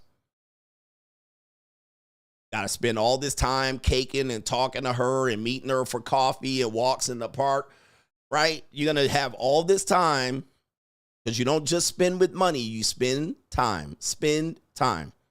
A woman says, I want to spend time with you this weekend. Spend. Why don't you ever pay attention to me? Pay. I want a man that texts me every morning and pays attention to me. Pay. Now you're going to have to keep this up. Now, my question is, since I wanted to know your age, how long do you think you can keep this up? Listen to me. How long can you think you can keep this up? I wanted to know your age. Let's see if you got your age. So let's say you're 18 and you do this for 3 years. You're 21. Now you're 21. Now 21 to 25, you could do this a couple more years. Are you going to do this when you're 30? How about 35? How about 40? How about 45? Eventually, you're probably going to get an STI by then, for sure. You're going to get fucking herpes by then. If you keep fucking with free fat bitches and free slump busters. All right, you're definitely going to keep, it's going to be tough for you to keep this up throughout a series of years, which means This strategy is a short-term strategy. It's not for long-term, because eventually you're going to have to get a job. Once we get to this level, you're going to start getting disqualified. You're going to start getting disqualified from this type of activity. Why? Because the women are going to age up and get smarter too. They're not going to go for that. Right here. All right. They're not going to go for that. And eventually you're going to put all that time in it, and you obviously haven't done much else with your life. You're going to run out of steam. And you're going to realize you wasted time. But you're definitely going to get an all STI by this point. I mean, you're not going to do this for 20 years. So now what? What happens? What happens when you don't have this available, this time available to do this, or you don't have the energy, or you get one pregnant, or you catch a STI? Which is happening. All right, that happens way more than you're telling me this happens. Right here. So I get what you're saying, young man, but you're wrong. Okay. Eventually it comes back where it's going to be, you're not going to perceive this effort as something you're going to continue. Okay. You're going to be like, man, fuck this shit. Because a lot of women doing this, they cuckoo, they crazy, they wild, they argue. It's not just easy as, guys, I want you to tell you, it's not just as easy as, oh, here, I like you, she likes me. All right, you fuck. All right, and then go home. Not many people are doing that activity. I'm going to tell you that right now. That ain't happening very much. It does. It does. And most of these women are, you know, they regular women, and then they got a guy that slides through, but they also are dating a guy that pays for dates. 100%. 100%. Okay, this is not going to go on for very long, right? You're going to wake up, or you're going to get a wake-up call. And then now what? All right, we got our brother here. Demetrius Brown says the percentage of male population who has a harem of attractive women is 3% at best. Yes. There's very few men that got a harem of attractive women they're fornicating with. That is not happening to most men. He said 3% at best. Most dudes do not have just all these fine women they're fucking for free. It's not happening. Guys, I don't want to burst your bubble. It's not happening. And if it does, it's very sparingly. It's sporadic. You can't depend on it. It takes a lot of work. It takes a lot of work. And I guarantee you most of this rotation are ugly bitches. Now, if you're fine with that, you're fine with it. But this is, most guys do not live that life where they just show up, fuck, and leave. All right, no. No. Pug Dad, coach is 100% right. Was hooking up with my neighbor 3 to 4 times a week for a couple of months, starting a year ago. After a couple of months, she asked, would I be her boyfriend? I politely said, babe, I'm comfortable where we are. Then it went on to once a week, then once a month, then everything eventually fizzled out, and she started seeing another guy in our complex. Guys, I've seen this way too much. And by the way, I've experienced this myself. I'm not talking about other guys. I've experienced this myself too. You start plugging a woman a couple times and she with it. Then she going to pressure you. She going to switch it up on you. Let's get closer. Let's have a relationship. Let's spend the night. Let's move in together. Let's spend the weekend. Let's go on a trip. Soon as you start saying, you know, let's just keep it with the sex, she going to switch. She'll give you some pussy here and there. She's just going to reduce the pussy until what? She's finding the next guy. Then you got to find another woman. You're going to find another woman. All right, that's facts. All right, let me see here. We do got some other people here. Now I got too much. Oh, okay. All right, this is a guy right here. Is this you? Because you're on why are you sending me a PayPal? Because now you switched it up. All right, now you said my age, 35, and your zip code is, that's what you said the zip code is. Are you the one sending the chat over on Venmo? Now you're confusing me. Because you just donated to another thing here. But which one are you? Why don't you donate to the same one? We got our brother Corey says, isn't JUCO short term though? I understand what you're saying. So something truth to it. But what's the difference? They're both not long term for most. Correct. So the JUCO is short term. However, what you're doing is you're making sure it's short term. As opposed to the short term over here, you're trying to prolong it as much as you can. But eventually, you're going to run out of options over here. Okay? You're going to run out of here. You see what? Like, your guys are not listening to me. Over here at the JUCO, you literally got options and many, many women over here and a whole menu and a buffet. You want it to be short term. That is your intention. That's what you're going in to pay for, to make sure it is. Over here, you're trying to extend it and prolong it. And you're trying to make sure you can get it as many times and keep it going. And when that falters, you end up having to reset and find another person like that. And eventually what will happen is you're not getting the results that I'm getting over here. Like, you literally going in there to make sure it's short term. Over here, you're trying to drag that shit out as long as you possibly can. So what are you doing? You're literally lowering yourself and groveling and begging and pleading and caking. You're literally doing the opposite inverse strategy. Over here, I'm doing a strategy that ensures that I don't even have to deal with it. We know what it is from the front, from the rip. And then I ensured that there's no payment going forward. No pregnancies, no STIs. I'm literally ensuring that there's no switch, no bait and switch. Over there, you're playing bait and switch. You're playing games. I don't know I see where you think, where you're like, well, it's short term over there, but you're ensuring it's short term. And it doesn't even have to be short term. But over here, you're literally trying to drag the shit out.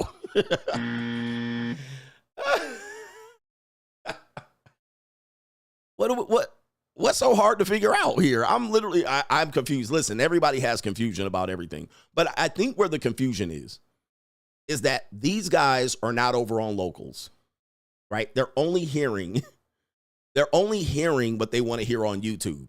I understand that. You could have went to locals and cleared all this shit up.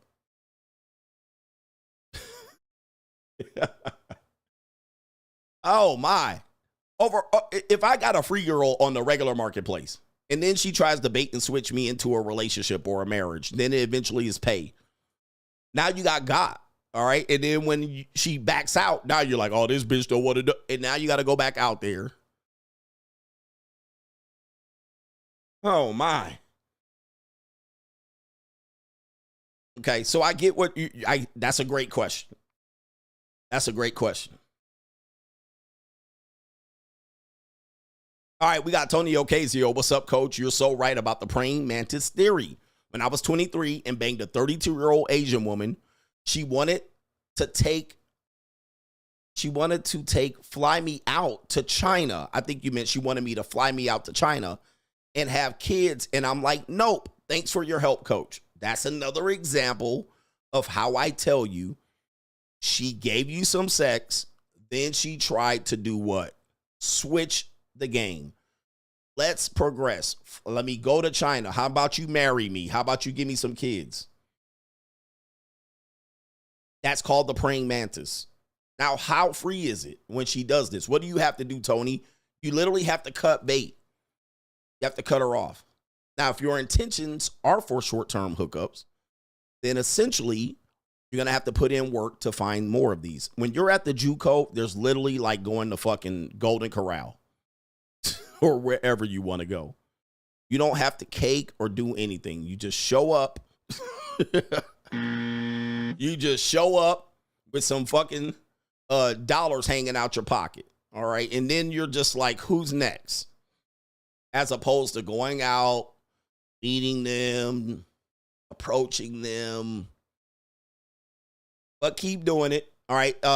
Is this the same person sending me a chat? They donated separate things here, so I don't know why you went over to Ko-Fi to answer the question. Maybe you're playing with you. All right, so he's got more. We're making it about his show. You said the women are going to get older and raise her standards. Why would I want an older, expired woman anyway? If you a fine player, again, if. Nothing I say is if. All right, but you're saying if. If you're a fine player, which most men are not, you're going to smash fine women, not slump busters. Guys, this is all theory. Also, not paying doesn't mean you're broke at all. It's having respect for yourself. Man, listen, you can keep donating, and I'm going to keep reading these, but you're not proving anything. You're not proving anything. He said he's trolling, and he's spending $20 a troll here. So shout out to you. He's getting his attention. But yeah, at this point, you're not proving anything. If you're a fine player, you're going to be smashing. You can't guarantee that. Who's a fine player? What percentage of men are this? Small percentage. If you're not that guy, what do you do now? If you're not that guy, which 97% of men probably aren't that guy, what now? What do you do now? And you're just going to keep smashing fine players. I mean, fine women. I'm going to guarantee you're not. Not without. But he sponsored the show today. Shout out to him. Yeah, keep sending me chats. Keep sending me chats related to this. But yeah, bro, that's not that ain't gonna work. Look, that's all theory. All theory. Shout out to Black Boss. Shout out to you. He's proving nothing, man. Look, when you're coming in here with these things, you're proving nothing. Give me an idea of who you're talking about. A fine player that smashes a bunch of attractive women. Where they at? Where that at? Where that at? It ain't happening to 97% of men. I can prove that. That shit ain't happening to 97% of men. Where they just smashing fine women. For nothing. Nothing. For zip. They just out there and... Now, he ain't going to get up on the live link. He doesn't even... Yeah, he's not going to get out here. He said that's Lucario's burner account. A fine player. Okay. Ooh-wee. These dating coaches got these ninjas sideways. All theory. Nobody can prove, he can't prove any of that shit is happening. All theory. 99% of men, you want to cam up? People are saying you want to cam up. Yeah, bro. Hey, go ahead.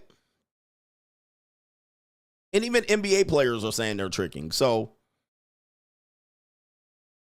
NBA players are still paying. Like, it behooves them to pay because they have way too much to lose. They can't go out here and just be fucking bitches like Magic Johnson. And what happened to Magic Johnson? Pause. What happened to Magic Johnson just fucking on bitches? What happened? He got caught. All right, he was saying I was fucking 3 bitches a day. 1 at halftime of the basketball game, 1 in the morning, and 1 after the game. And eventually, shit wore out. Shit wore out. All right, and it ended up not working no more. Got that hivvy-jivvy, and now he had to recalculate. All right, what do we do now? Recompute. When did he get it? 32. What was it? About 32? Now what? All right, let's show you this right here. All right, we're going to 8 o'clock, unfortunately.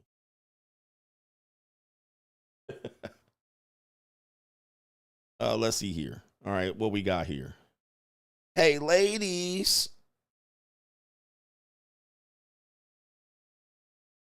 He says it's 0 for free.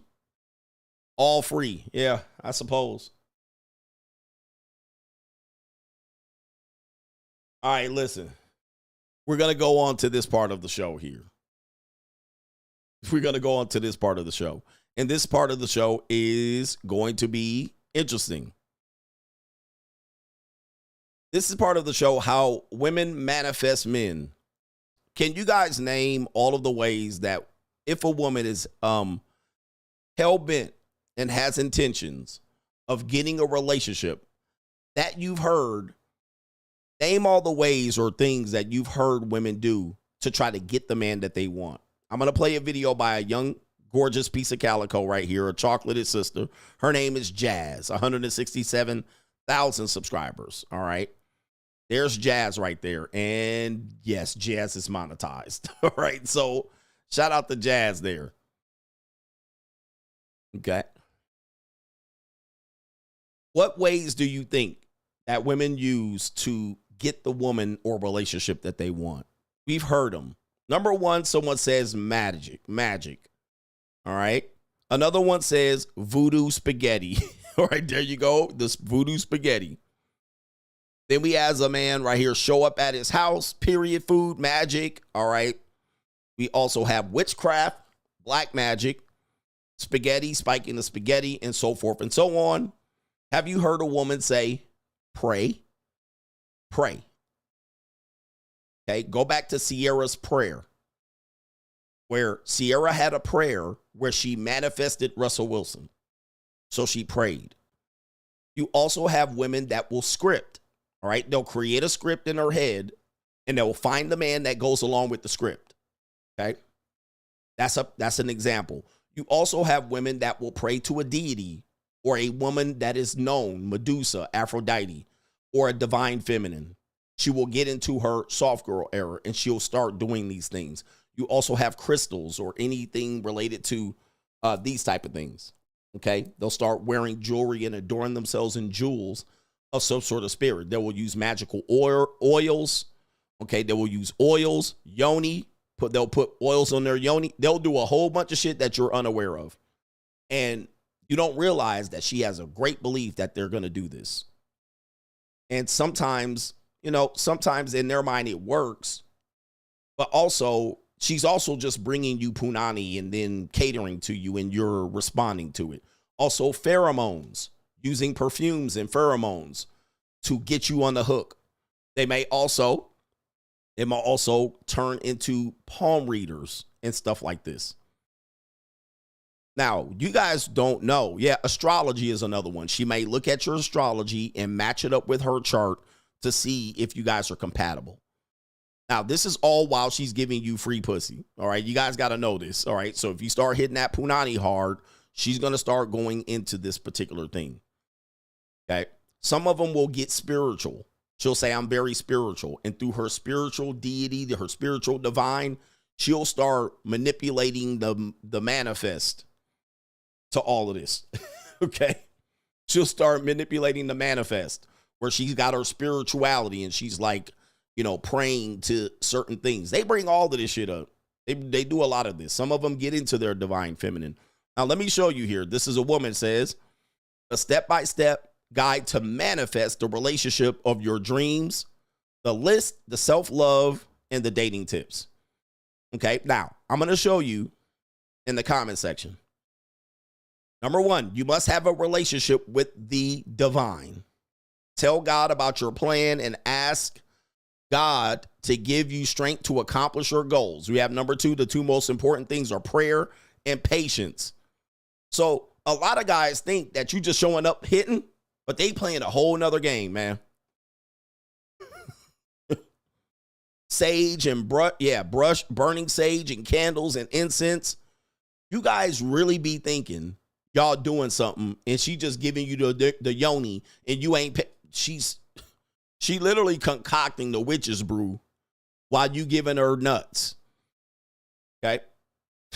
We're going to actually right here. It says, if you're reading this, I pray you receive the highest form of love. Okay, we got that right there. This is great advice for women in current relationships and self-care. We're going to talk about safe cares. You should write a book. Okay, going forward here, we're just looking at the comment section, prayer and patience, and so forth and so on right here. Okay. And by the way, we got 153 comments on that one. Let's see here. Okay, here we go. The divine feminine. What is the divine feminine? The divine feminine is a spiritual concept that represents a universal energy that is nurturing, compassionate, and understanding, and so forth and so on. So you will have women pray to the divine feminine, all right? I saw a young woman that was probably no older than 23. She literally had tattooed on her the divine feminine, all right? That's what it said. I read it on her, you know, I was walking past her, and we were at the Park City skiing. And she was a young woman, and she already had that tattooed, that spiritual concept of what it represents, okay, what the woman represents, the divine feminine. Okay, showing you one more thing right here.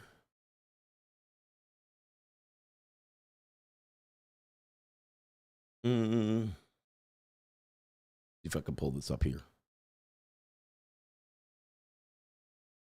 All right. Aphrodite. There are multiple matches for Aphrodite. Who is Aphrodite? Aphrodite is the Greek goddess, the goddess of love, beauty, and pleasure in ancient Greece. She's also associated with fertility, passion, and procreation. Aphrodite was once depicted as a young, beautiful woman and was sometimes accompanied by a winged god, Eros. Okay, her symbol includes doves, apples, scallop shells, and mirrors. The Roman identified Aphrodite as their goddess Venus. Now, in ancient Rome and ancient Greece, the goddess associated with love, lust, beauty, pleasure, passion, procreation. And as her synchronized Roman counterpart, Venus, desire, sex, fertility, prosperity, and victory. Do you guys know that, yes, there are women out here that literally will, let me see here. See if I can, let me see here. Right.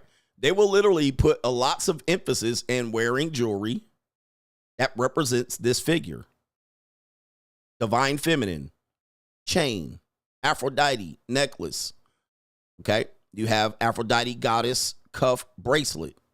You guys will not identify this shit. Okay. The solid gold Venus love symbol, feminist diamond pendant, blah, blah, blah, blah, blah, blah, blah. You will not realize that a lot of people, these young ladies who are trying to manifest their guy, will go take this to try to get you trapped and ensnared, to try to get you for them to manifest. They'll journal, right? They'll journal. They'll have the description of who the guy is, and they'll say, that's the guy I want. Then you come along with your game. You'll come along with your game and you don't fit, and you're trying to squeeze it in, and then she's like, there's nothing here. Okay, let's go ahead and play this video here. Since we're going to be doing a long stream and we got somebody doing, distracted us for about 35 minutes, but it's okay. Jazz Turner's going to talk about a little bit of this here. Okay. Subscribe button. If you are on your glow up journey and you need the partner to match that glow up, go ahead and hit the like button and meet me in the comments and describe your perfect partner. I want to know.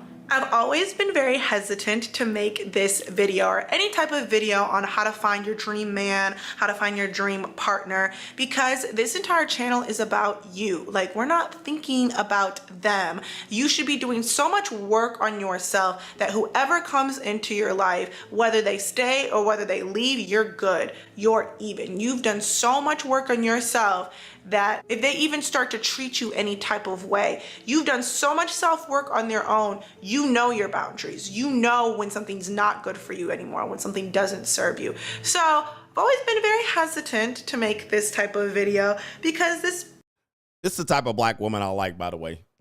All right. And she got it going on, even though she got a little bit of weave going on. This is the type of sister I like. All right, let's continue. Channel is not about them, it's about you. But I do understand that yearning for human connection, that yearning for, I'm doing all of this work on myself and I still can't find this partner. Is it me? Am I not doing enough? And with that, I can truly resonate. You know, I've been cheated on, I've had my trust broken, I've been in a number of toxic relationships. Like, girl, I've been there. But I'm also kind of on the other side of it where I have a really good man in my life, Savannah. Like, I have a really, really good man, and I can't help but be very appreciative for how he has impacted my life, because the partner that you choose in this lifetime is probably one of the most important decisions that you are going to make, one of the most important aspects of your life. And if you are doing all of this work on yourself, all of this glow up, all this reinvention of stuff, you don't want anybody to come into your life and take away all the hard work that you just did on yourself. So it's very important to find that dream person, whatever that dream version of a partner looks like for you. And that's exactly how I'm going to teach you how to do that. I'm going to break this video up into 3 parts. If you haven't watched any of my other videos by now, you would know that I am very, very, very type A, and I like my stuff to be done in parts and in steps. I want to be told what to do. I'm never going to just tell you, oh, you need to love yourself and then you're going to find your dream man. No, I'm going to give you step by step about how to find them. The 3 parts that I'm going to break up this video is, 1, I'm going to tell you a little bit about me first, my background in dating. Right. I don't care about all that. Let's skip ahead. Where's my list at? All right. God damn. She ain't got no, hold on for a second. Here we go. You know what I mean? I do think that was kind of like the nurturing aspect of my femininity, but like there was definitely parts of myself where I felt like I was always in my masculine in a relationship. Another thing that I think I really needed to work on, which I kind of like took inventory of, was my dependency on people. While I might have been the breadwinner, I might have been the provider, I might have made the most money like financially, I was very dependent emotionally. I was very attached. They could do the worst to me. I would still try to work it out. You know, I lacked boundaries. I lacked self-respect. Like, how people treat you is a direct reflection of how you see yourself. And that is so true. You know, I would rather, back then, I would rather have someone treat me a certain way, but them still be in my life and still have that comfortability, especially because I deal with like abandonment issues and self-esteem issues. And then them. Oh my Lord Jesus. All right. Where's the section at? Let me tell you something.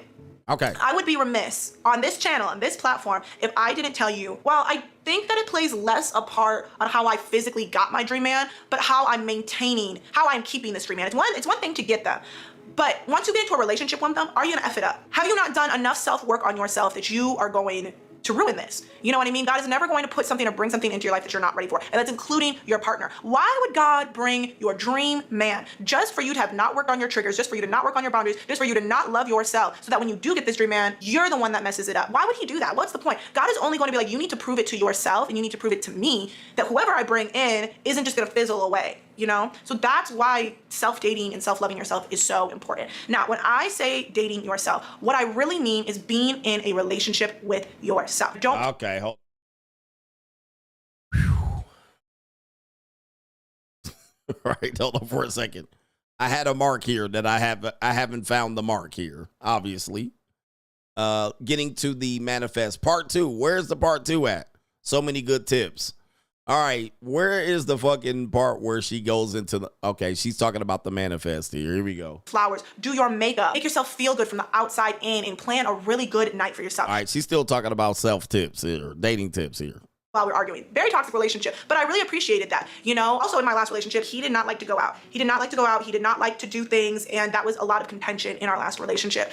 So I found that I need somebody that is comfortable going out, that plans dates, that loves to travel, loves to do new things, loves to challenge themselves. That was very important to me. One thing that was also very important to me is being shown off. You know, social media is fake, but I think there's merit in it. There's human emotion behind it. Like, every girl wants to be posted. Every girl wants to be shown off. Every girl wants to be brought around his friends and to be spoken very highly of. Like, all right. So, I mean, that's an example where we were talking about earlier. So she's talking about that. You're saying, oh, I'm going to go ahead and smash her. You're going to smash her for a couple times. Then she wants to be shown off.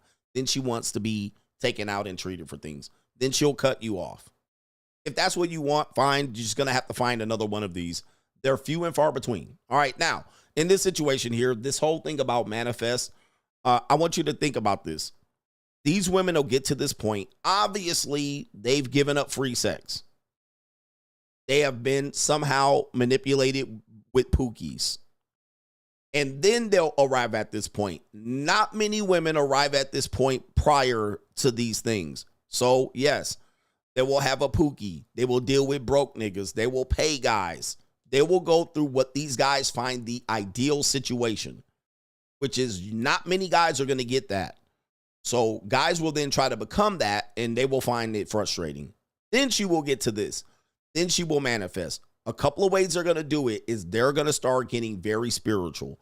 They're going to withdraw. They're going to go into making lists. She mentions it in here. I made a list. They're going to start praying.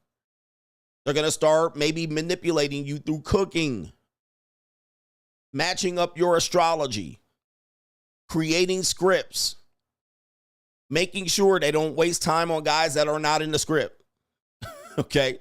Then all of a sudden, you're going to find that most men are going to deal with this woman in this manner.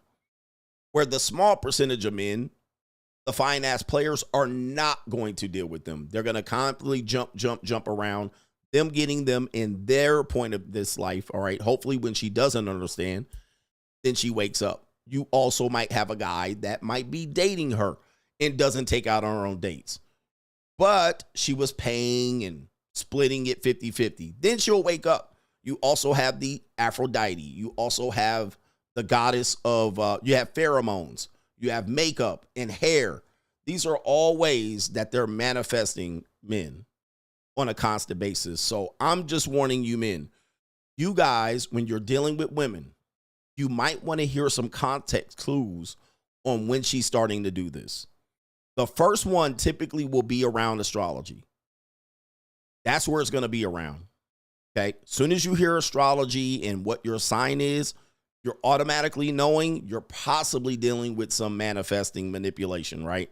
Where she's going to get into this whole thing about trying to see where you match. Then it might extend into praying, possibly in making lists and scripts, and possibly making herself available, maybe getting into some cooking for you, where she will cook for you, but she also will possibly cook something specific that is pheromone driven. Okay, this gets into this manifest. This gets into them drawing you in. For you, you're just going to think it's pussy. All right, I'm just going to get her there. She's going to cook, show me she's feminine, and then you're going to have sex with her. But for them, they're going to do it a little bit more. So this sex turns into loss leader, where you're finding this. They also will get into some sort of oils. Let me show you this right here. Okay.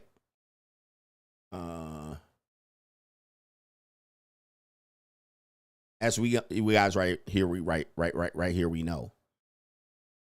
Okay. We have pheromone perfumes. Gotta. For her pheromone perfume for women. Okay. Pheromone perfume that they use specifically to attract certain guys that fit a certain thing. All right, let me show you this right here.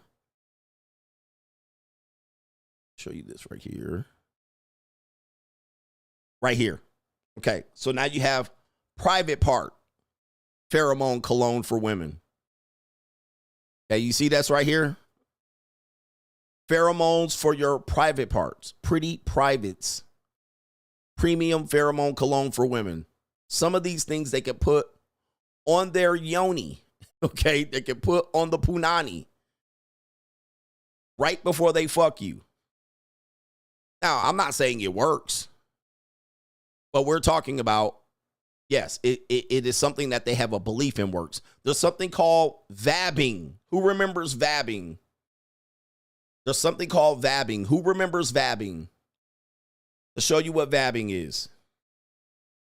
Vabbing is a woman that sticks her finger up her punani and she takes the vaginal secretions as perfume and she puts it around on areas of her body.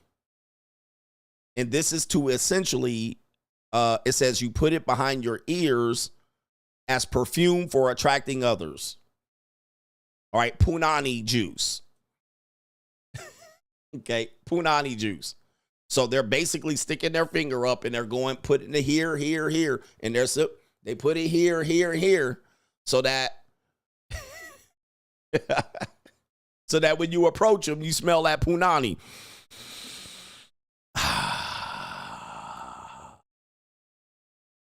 Yes, this is real shit.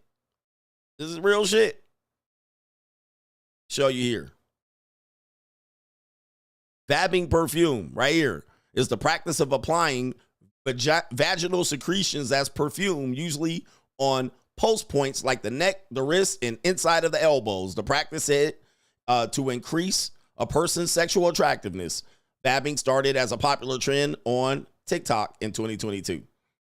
All right. Yes, there you go right there. All right. Obviously, you have people believing that, yes, you can attract a person. All right, by sticking your fingers. That's not a punani there.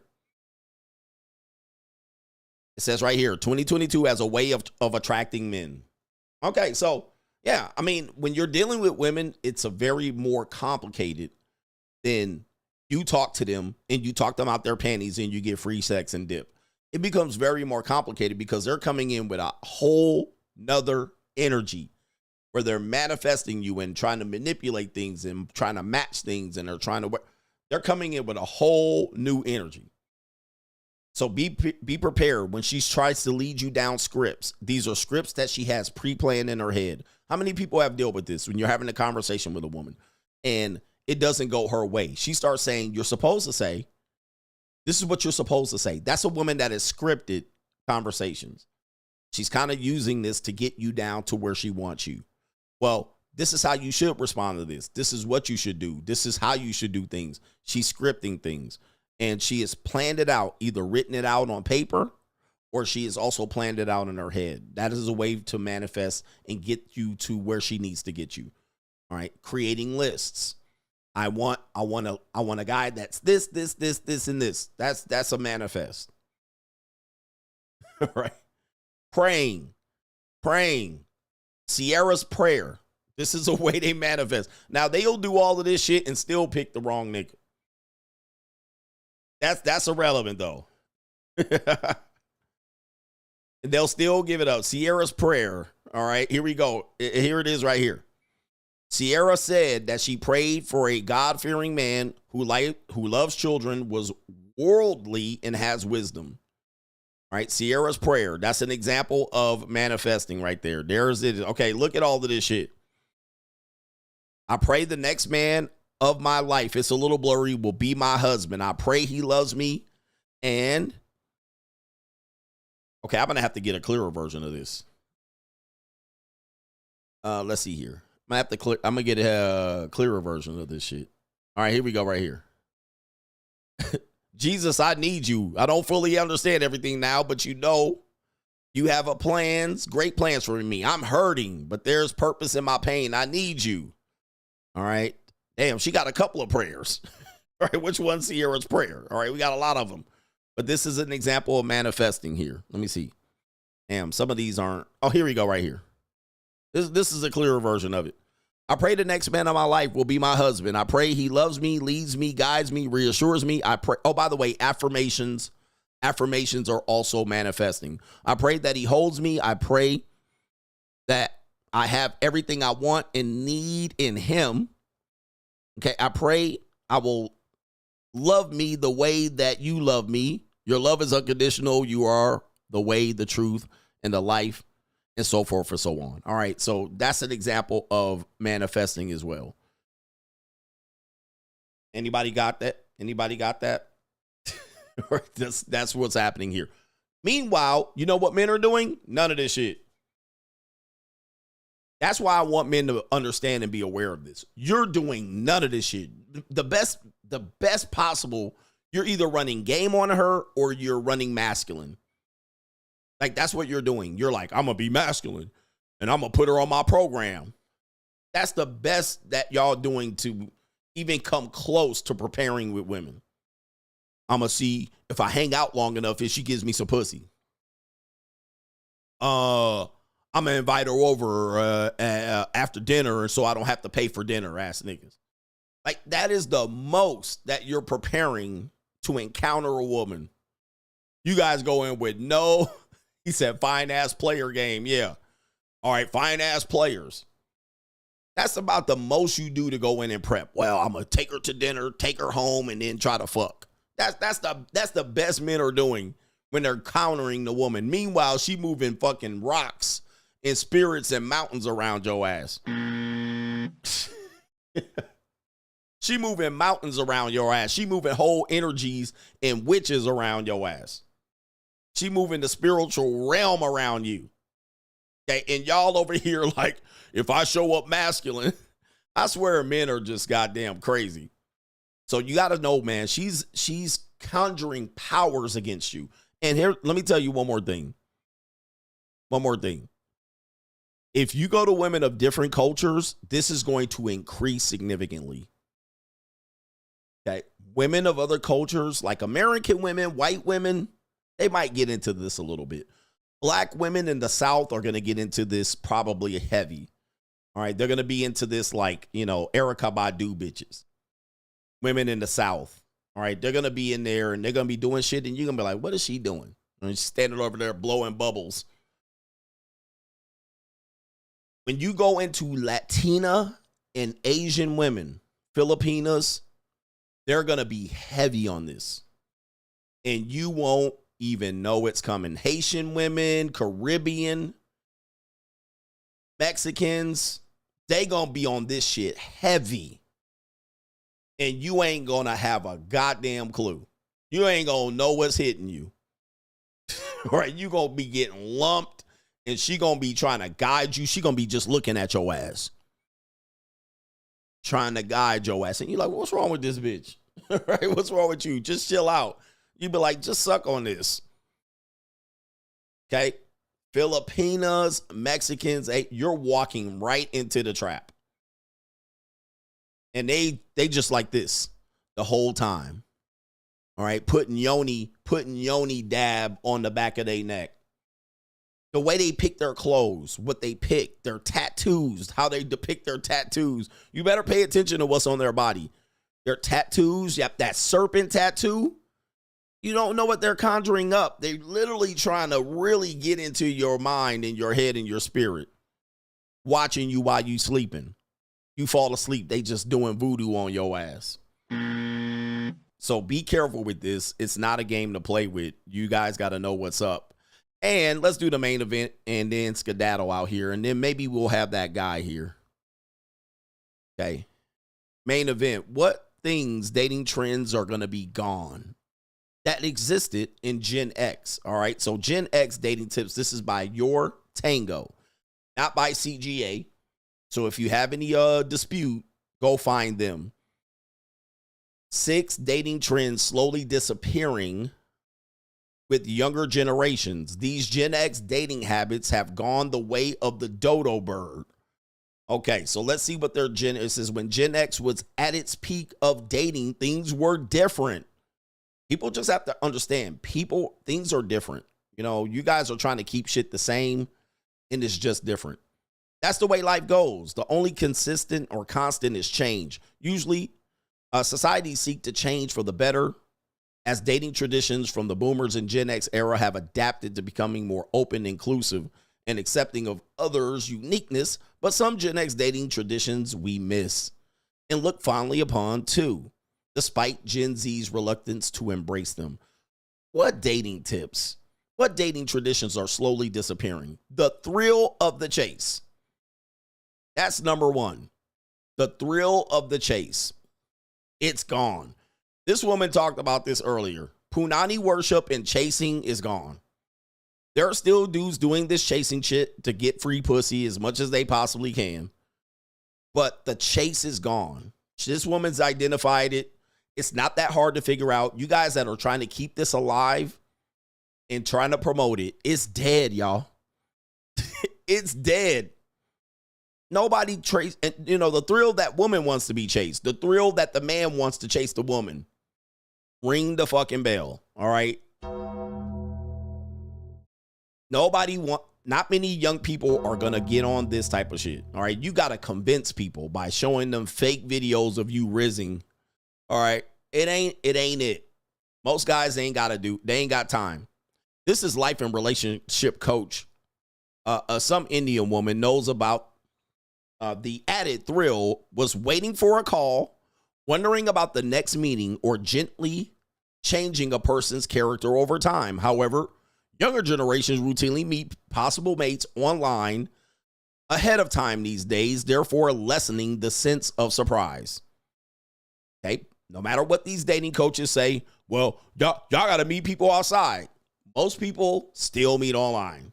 Okay, whether you like it or motherfucking not. Whether you say, well, real people or I have success, most people still just replacing people online. Okay? In fact, dude, I go on dates with women that I know, that I meet them in my certain spot, that it would be almost difficult to meet them outside. Because first of all, I got to be where they at. I'm never going to be where they are. But somehow, because of online and we meet, it works out.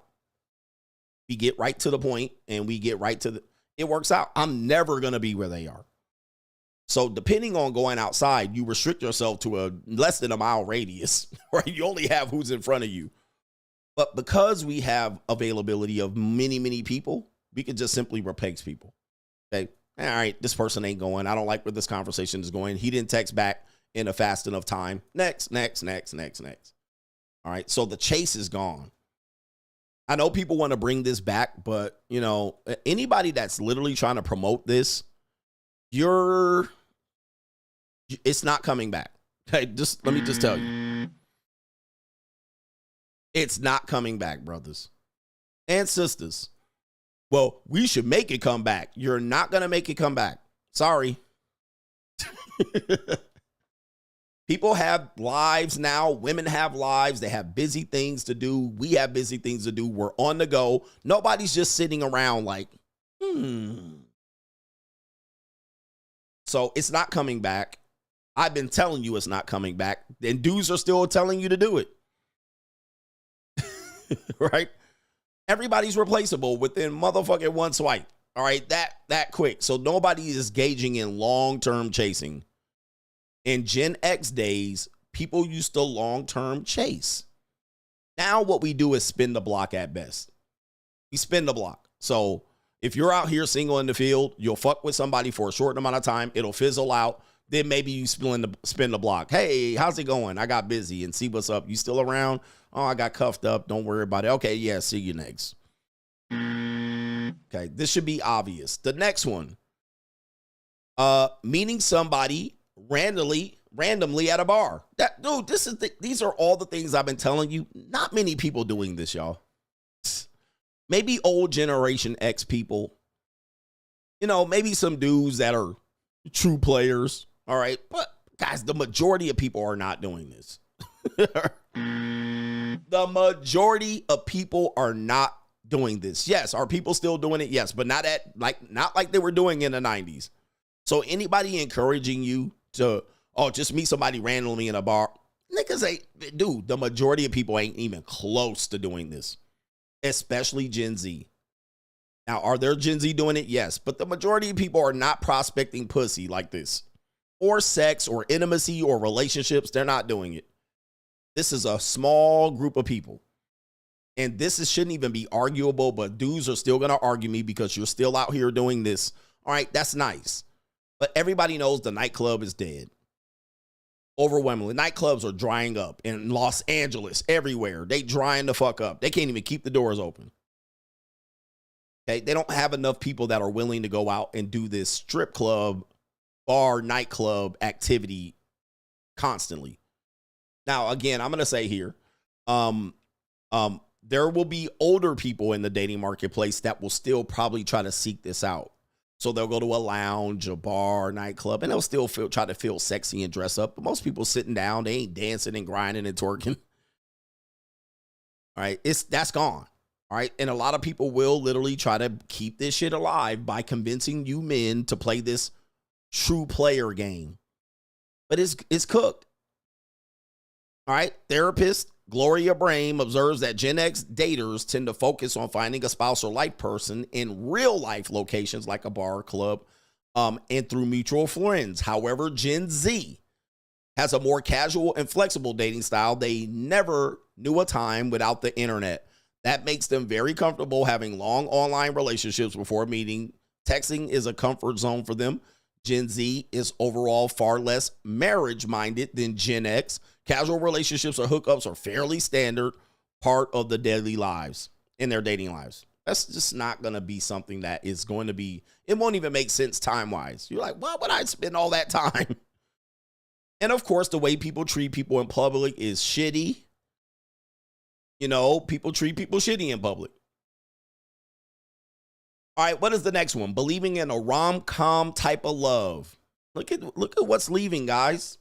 I told you this a long time ago. We are now in a new place. This woman says that Gen X grew up believing in instant chemistry and romantic love, which was exhibited in the partners' romantic comedies all day. It says the honeymoon period became the definition of love instead of the love that was developed over the deeper yet less exciting love that lasts, right? Oh, that connection, that kismet, that, oh yeah. Television, music, literature, and Hollywood idols taught us romantic love makes the world go round. But younger generations now know that's a myth, and they know it's untrue and see compatibility in values, politics, money habits, and common sense as more crucial to long-term love. All right, guys, I've been preaching this forever. That whole thing about love and love at first sight and romantic and kismet and boom, we just met. A lot of people are going away from that. They're going to partnerships. They're going to like, hey, do we have common interests? Or do we vote the same? Do we have the same ideals? Do we have work-life balance? Do we have the same thing? Like, they're going to partnerships. All right, they're not going to that.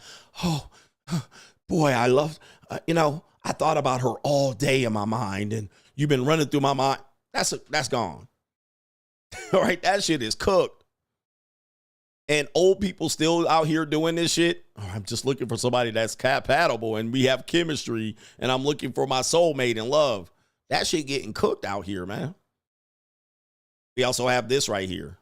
Seeing vulnerability as a weakness. All right, we got Duke shooters here, but let's not listen to that. This is typically going to be pointed at me. Gen X grew up being told that being vulnerable made them weak, when the opposite is true. Showing vulnerability is a sign of strength, and it's the only way to make a relationship last. All right, they're talking about the tools that Gen Xers had, but it says right here, Gen Z, let's see, among emotional conversations just because they're hard. All right, there you go right there. Yeah, CGA reading like crazy. All right, the next one here, feeling like one person has to give themselves up. How many times we heard that? I feel like I was giving myself, I wasn't my true self, or I lost myself in this relationship. You're finding that most women don't like that. Giving up yourself in dating has gone away. This is according to psychologist Diana, whatever the fuck her last name, adding that other variations of this theme played out for Generation X. Okay, I can't be my real self in a relationship. I need too much. I have to do all the work to make the relationship happen. I'm losing my identity in the relationship. I can't speak my truth. I can't get what I need. I can't win with this man. I don't have any power in our relationship. I have to be the one he wants me to be. All right. It says right here, he has to be the way I want him to be. I have to avoid conflict, blah, blah, blah, blah, blah. It says right here, that type of relationship is not only inauthentic, it also is boring and unfulfilling. Fortunately, sacrificing yourself to the relationship has grown far less common with younger generations. Blah, blah, blah, blah, blah. All right, you see what's going on here. The belief tends to create fears and being smothered by partners. When they're saying these things have left, this is what women have given up. Okay? Women have said, no, I'm not going to lose myself in a relationship. So how many people have dealt with that? You dealt with a woman and you just couldn't get her, right? You just couldn't get her on your program. All right, she was elusive. She was like, yeah, I got you right there, but here's my career. How many have dealt with women like that? I would say younger millennials and Gen Z women are like that. Whereas older women, Gen X, they're like trying to get and integrate in your life. Whereas Gen Z women and millennials, they're like, I got other shit to do. They just put you on the mantle. They're not trying to change who they are for you. They're like, accept me who I am. Take me at my worst or accept me at my best, whatever it is right there. They're no longer like, okay, you're my world now. You're my epicenter. What do you want me to do? What do you want me to give up? Them days are gone, man. Yep. Some days are gone. The woman is like, okay, you're a part of my life. We're partners. We're building something together. But it's not just going to be under your vision. My vision is going to be a part of that. I'm not changing who I am. Can't accept me at my worst. You don't deserve me at my best. My career comes first type shit. Yeah, man.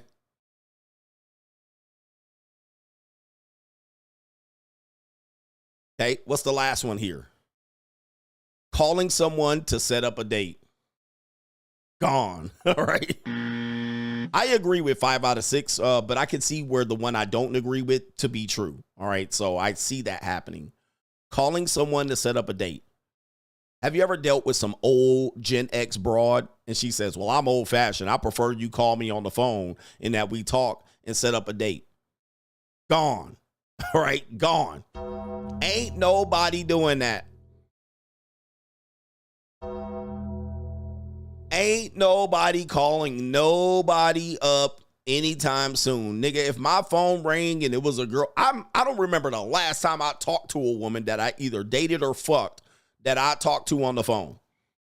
I don't even remember the last time I talked to a woman that I was dicking down or paying for at the JUCO or dating or in a relationship. When was the last time I had to talk to a woman on the phone? I see the phone ring. What the fuck do you want? Like, what could you possibly want, bitch? Like, what? Why are we talking on the phone? Like, what the hell? Well, just stay. Hold on. Let me text you back. Let me text this shit. Ain't nobody texting, calling nobody to set up no date. The 90s are dead. You don't have to call. It's okay, girl. All right. If my phone ring and it was any woman that I was messing with, like what? Hell to the motherfucking no. Hell no. Let's see. I'm a geriatric millennial and texting was still in its earliest stages when Gen Xers and I dated. It says we text with people we like, of course, but we knew someone was serious about us if they picked up the phone and called us to make a date. All right, there's a certain level of effort that goes into working up the nerve to dial someone's number, remember ringtones, and having to speak to them one-on-one using your voice. That's lost with texting. It says the casual flippant text takes such little effort, and let's not even mention the dangers of a copy-paste button. Of course, I'm team phone forever, and it makes me sad that it's a bit of a lost art on generations who, ironically, are on their phones all the time. I can guarantee you that if you call me, it's going to voicemail, and I ain't checking it. All right, and I guarantee you, if any of these JUCOs I'm dealing with, if I called them, I can almost guarantee you that she ain't going to pick up the phone. All right. All you are is you're going to just basically get a voicemail or a text back. So those things, those dating trends are gone amongst other that I said were going to disappear as well. So now we got to figure out how to communicate effectively through messaging. When I travel, it's WhatsApp. I'm just amazed because I'm a Gen Xer. I'm amazed at how women show up. And you ain't even called them. No video call, no phone call. They ain't even heard your voice. And they will show up. 99% of them will show up without a voice call or a video call. And I'm like, this is bizarre to me.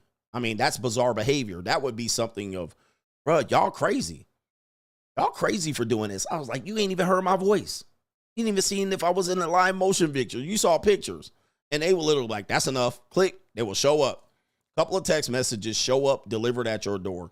Whether you're at the JUCO, whether you're on Tinder or Bumble. That's how Gen Z works. And the millennials. And mostly not the geriatric millennials, but the young millennials for sure. Call. All right, call. It's so personal. Even to the point, Gen Z today, the younger Gen Zs, they'll tell you no phone numbers. Right? They almost inevitably think phone numbers are for private people, family, friends. All right. You know how they communicate? Snapchat. That's how they communicate. Snapchat, which is going to be crazily different than how we communicated. They're like, they don't even text with their regular number. Like, they're like, phone number is too intimate to them. They're like, why am I giving you the phone number? So again, if you're a guy that's normally trying to get accustomed to approaching Gen Z women, the Snapchat and Instagram is probably going to be the best way that they're going to contact or communicate. Certainly if you're overseas, anywhere outside of the United States, it's going to be WhatsApp. Okay, which the phone number is kind of part of that, but you're not going to be in their text dialogue. All right, the text dialogue is for family and friends. They're not going to be in the text dialogue. If you're going older than 35, text phone number is probably going to be what it is. All right, what it is. All right, and that's where people are comfortable with. I know older guys are like, don't take the Instagram. But let me just tell you, I have Gen Z kids. They communicate even with me, Snapchat. Instagram DM, right? Very rarely do my kids text me on the phone. It's almost always a DM or a Snapchat. That's my own kids, right? So it is what it is. But you guys are out here still trying to figure it out. When you start seeing this group become older and older, it's going to be WhatsApp, Snapchat, DM. Those are the most popular. And then if they give you a number, it is a Google number. It's not their original number. So it's crazy. It's crazy. Yeah, once you go outside the United States, it's WhatsApp. All right. Everything is WhatsApp. Not through your text message or MMS or your SMS, whatever they call it. It's going to be WhatsApp. WhatsApp is the number one. I used to wonder who is using WhatsApp, but travel, you'll figure it out. It's all WhatsApp. Yeah, you're not going to come up in their messenger. All right. It's just too private and intimate. And plus, they can't block you. That's another reason they'll say they can't block you. So on Instagram, they can block you. And then you can't come back around them. You can block people through Messenger, but still, right? You can just find the other number. But if I got an Insta or a Finsta or a Snapchat and I block you there, you're shit out of luck. But as long as you have the phone number, you can get around blocking by calling from another number. As long as you have that phone number, you can just keep, right? You can keep just calling them and invading their privacy and potentially look them up and get all kind of other personal data. Okay. So yeah, it's like that. Let me get to these super chats. It's wild and crazy. I'm a wild and crazy guy.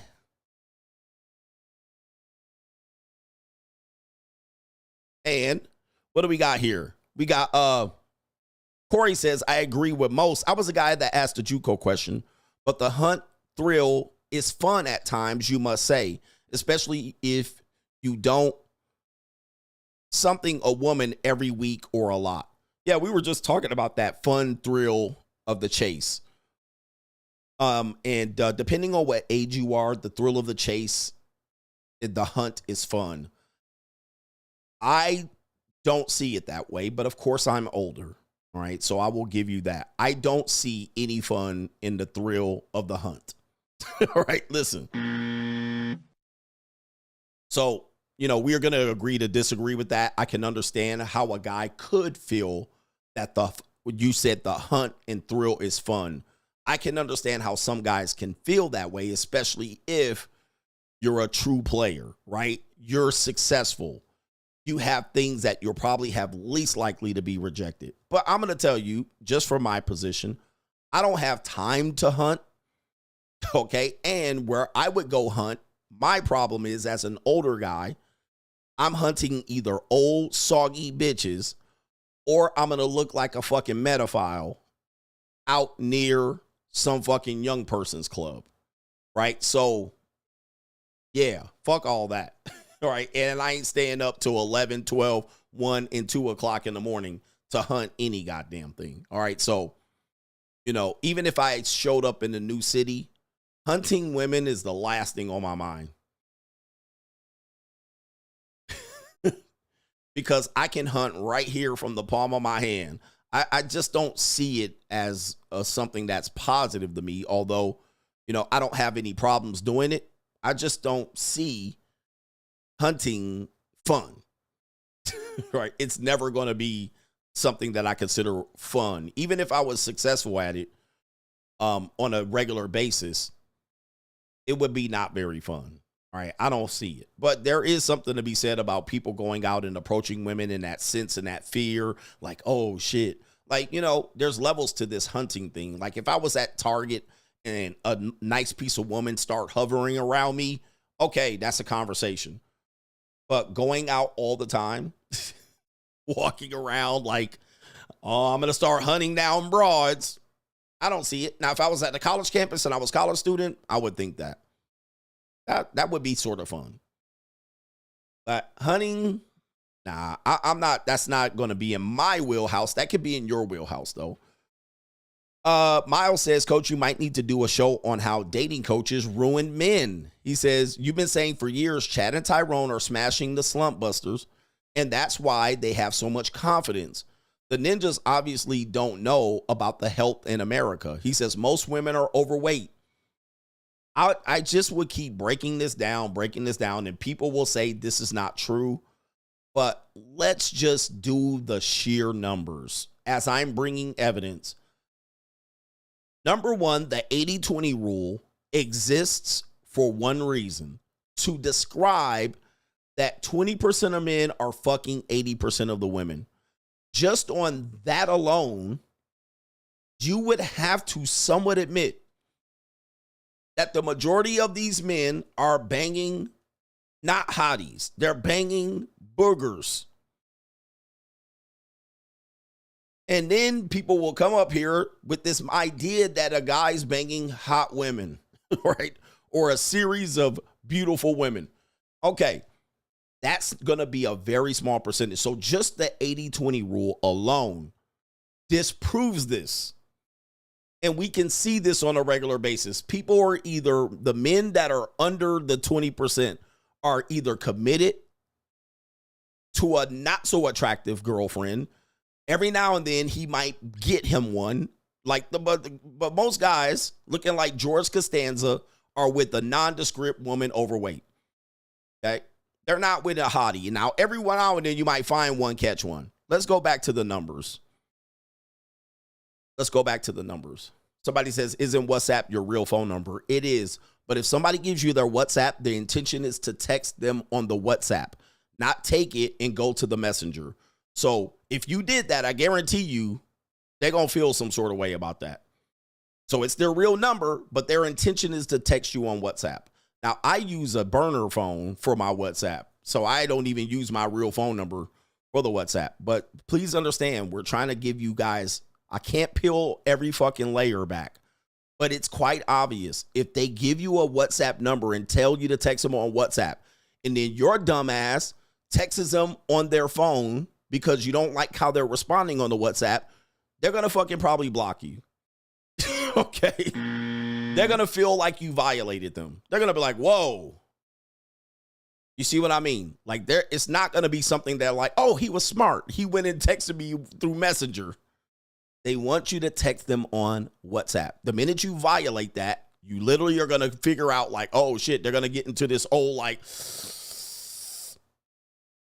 So I can't always peel the layer back for you guys. But if you think critically and think what we're talking about, it will make sense. They're gonna make her feel like a weirdo. They're gonna be like, this guy's a weirdo. He completely went off WhatsApp and texted me on my regular number. They're gonna be like, what the fuck? Why would you do that?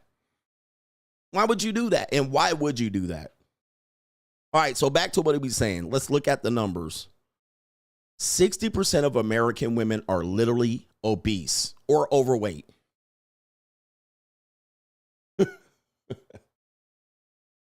60% of women are overweight. Just on that means 6 out of 10 women would be considered by the body mass index, which is not the best indicator, but we could just use critical, just look outside. Go outside and count the women. Okay, 1, 2, 3, 4, 5, 6, 7, 8, 9, 10. 6 are definitely going to be fat. Unless you're in, you live in some area in Washington, D.C. or Virginia, Los Angeles, Miami. It's going to have variations. With that, you have to understand, where's this space where men are fucking all models and hot chicks? Where's this space? What percentage of men could possibly be doing that?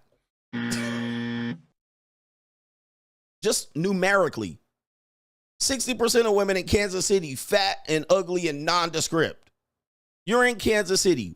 What guy or what percentage of males are banging just the in shape, highly attractive, hot women in Kansas City? This is a small fucking percentage of men. Very, very small, to the point that you're not going to duplicate that.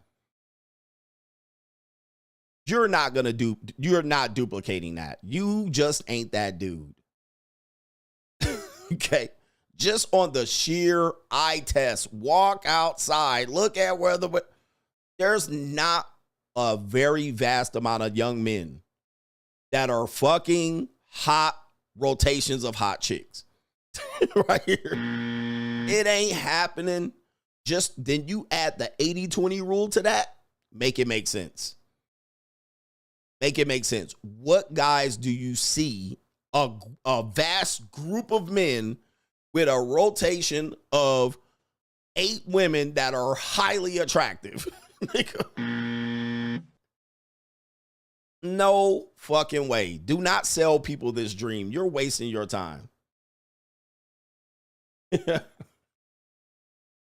And I've seen it. I've lived it, guys. You're telling you think I'm just some dude on the internet. I've been outside. I've been in these environments. I've been in the high class shit.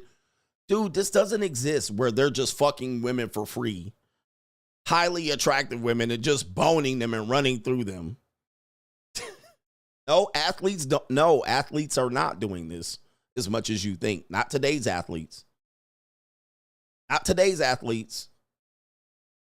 Yesterday's athletes, James Worthy and them, and Byron Scott and them, and Magic, yes. Michael Jordan and them, yes. Today's athletes, no. Okay. They're fucking slump busters. And if they are, they're paying the top Instagram girls. Because they got way too much to lose. I can pull up these girls, man, that they're with. These just not hot chicks. Now, they might be hot to y'all, but they're not. They banging a lot of slump busters and shit. Hold on for a second. Let me show you. Let me see something here.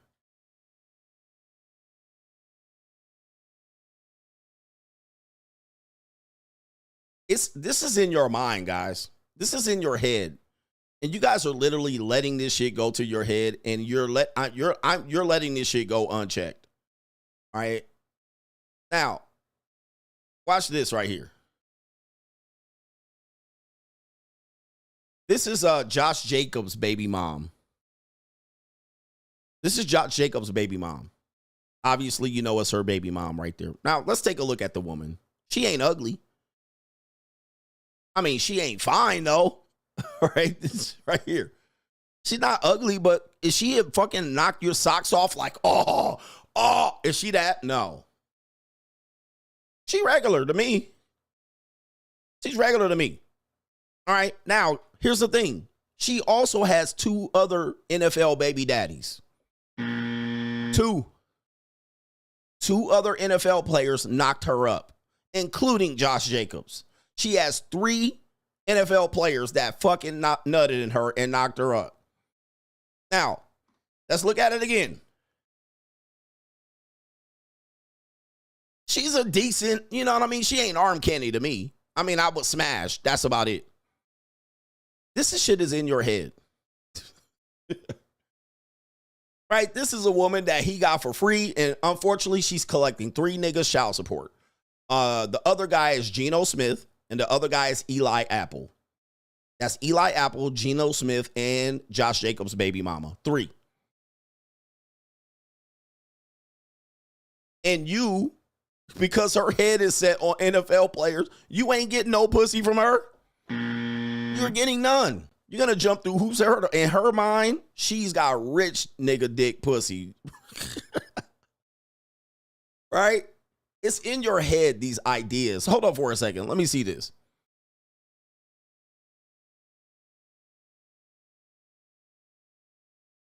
It's in your head. So here we go right here. Okay. This is Von Miller from the Buffalo Bills baby mama. All right. That's Von Miller's baby mama right there, y'all. You see that right there. She's thick. All right. She's obese to me. All right. But that's just me. I don't fuck with girls like this. And she probably got a BBL and some titties. He has a child with this woman. Where are y'all getting this idea that these guys are just cleaning up? And are they fucking baddies? Yes. Bitches, y'all never gonna fuck. All right. But I'm gonna just let you know that. Y'all never fucking the girls they fucking. All right. I've been behind the scenes. I already know. But they also fucking slump busters and booger wolves and strags and shit. All right. I know this for a fact. And beast and masculina type women. And guess what? Cuffed up. Cuffed.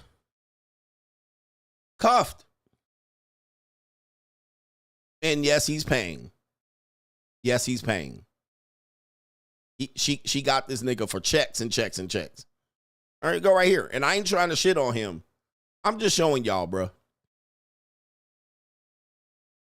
A lot of this is really like you can't pull up examples of the opposite. Pull up examples of the opposite of this, where you just see a dude with like strings of the fucking top gorgeous looking women with a rotation. Show me pictures. Dan Bilzerian.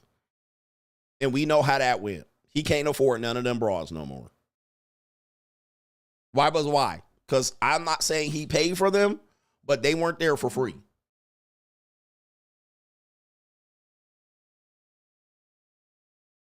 Show me. This is the one things they guys don't do. They will talk about this shit and there's guys out here banging bad bitch. Show me them. Show me them. Where they at? Show me. You're just saying this. Right here. You're saying them. You're saying that they're doing this. Show me them doing this.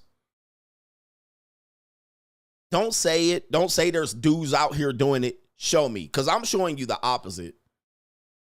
Show me the guys doing this.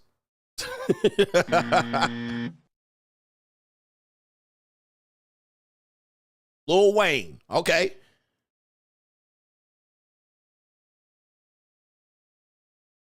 Let's pull them up. We got Lil Wayne's baby mamas. Let's pull them up. Let's just look at the baby mamas. All right, Regine, let's pull them up here. Is Nicki Minaj? I don't think she has a baby by Lil Wayne. All right, here we go right here. Okay. This woman's fine. I would say she's not ugly. All right, but fine. Okay. I could get her at the JUCO. All right, that's not out of my price range at all. Okay, we got this woman out here, Toya Johnson. Toya Johnson. This is fine. She's not bad. All right, she's not ugly. But is she out of anybody's league? Oh, that's his daughter? Okay, my bad. The other girl's his daughter. All right, why they show up on the baby mama list? All right, here's the other one. Okay, that looks like a Filipina chick. Is this his baby mama? Good looking. But that's attainable. We have Lauren London. All these women appeared on the Google. Lauren London, does he have a baby? Hi, Lauren London. Now, she's gorgeous. You think, do they have a baby? Is he getting that for free? You think he's getting Lauren London for free? Do they have a child? I'm not sure. But he got that for free. Also, she's also was with Nipsey Hussle. Okay. Nipsey Hussle, she's with a bunch of dudes. And she's still probably collecting money. This was for free. Y'all telling me that's for free.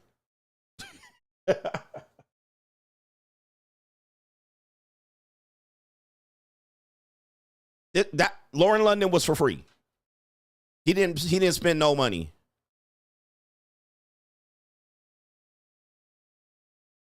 Answer the question. He spent no money fucking Lauren London. Come on. Come on, man. Come on, bruh. All right, so we saw 3, 4, 5 of his girls. I didn't see Nivea. Let's go show you Nivea. Let me see here. Nivea. Is that her name? Lil Wayne's baby mama. Okay, here we go right here. Nivea will be the other one here. Okay, bad picture of her, but that's his other baby mama right here.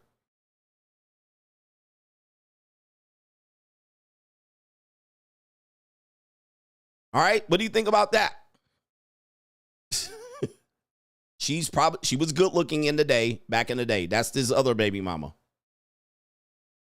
Y'all literally is little, and this is his baby mama. He's taking care of all these women, all right?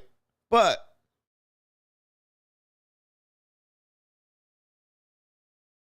they're rare that you're out here. This is in your head. You cannot show me this. Leonardo DiCaprio, stop. He's not banging those women for free.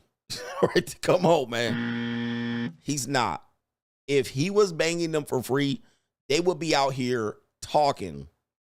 How many of these women threw him under the bus? It's in your head, guys. You guys are not providing good examples. Leonardo DiCaprio, also Ben Affleck. Okay, come on, man. These women are signing non-disclosure agreements. The one thing you know about a non-disclosure agreement, you must do what? What do you have to do with a non-disclosure agreement?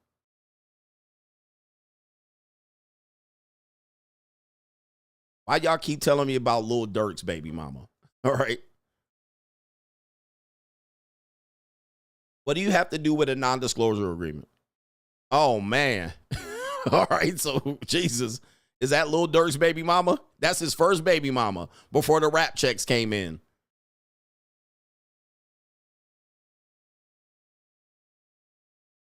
What do you have to do? You think Leonardo DiCaprio is not motherfucking paying these women? You have to pay consideration.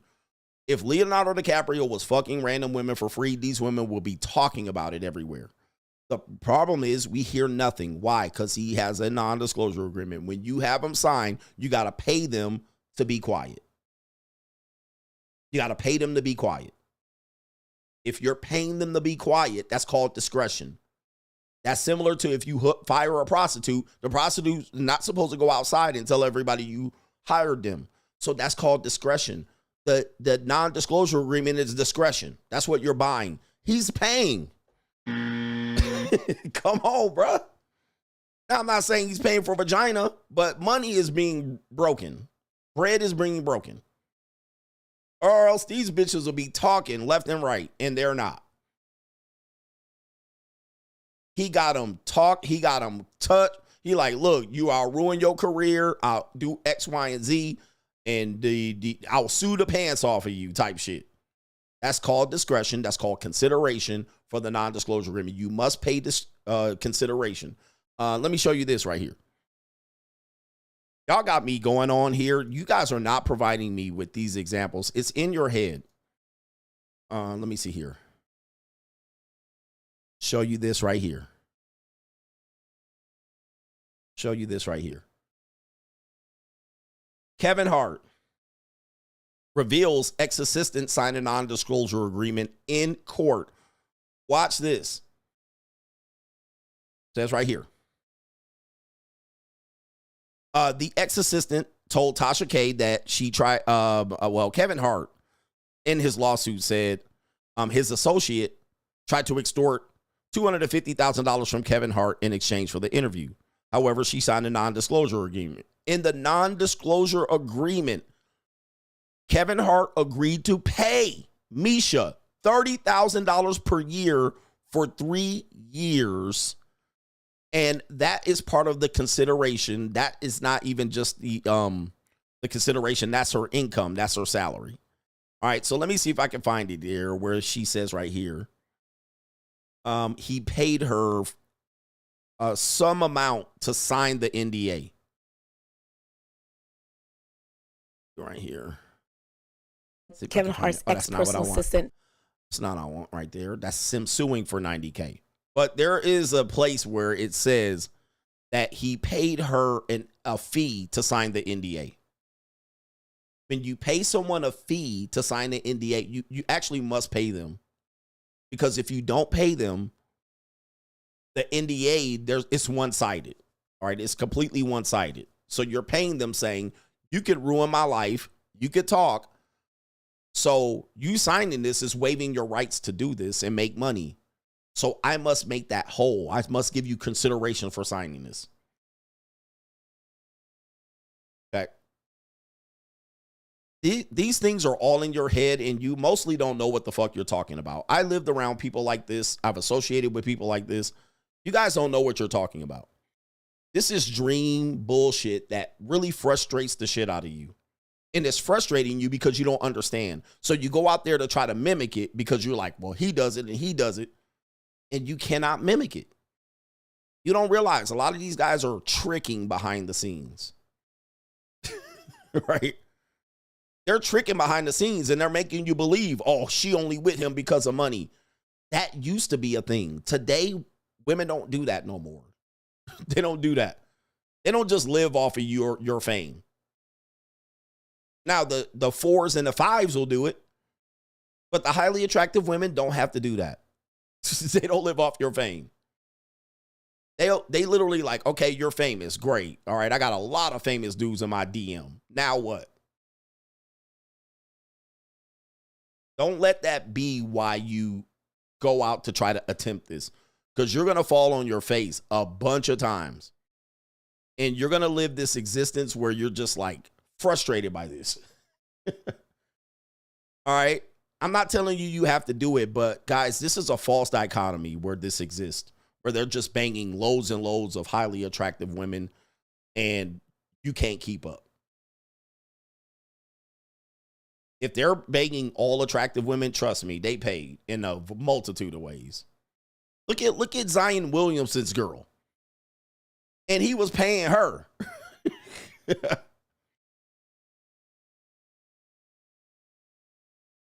Let me see here. And he was caking on her too. And he's worth $200 million fucking dollars. And then look at Zion Williamson's baby mama. Come on, brothers. Like, y'all literally be. Show me somebody. Pull somebody up. I got time today. Stop living this mindset that some dude got it better than you and he just ain't breaking no bread. That's his baby mama right there. All right, is she ugly? Not really, but come on, that's a straggle daggle. And she's overweight. But he tends to like them like that. Where is the other one? Mariah Mills. Where's Mariah at? You're telling me that this motherfucking woman is so fucking fine? Stop. That's a strag any city in the fucking world. That's a straggle.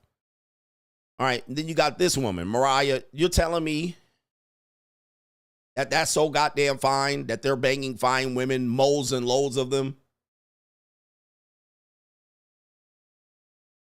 Somebody said Future. Future admits to paying the women. Come on, man.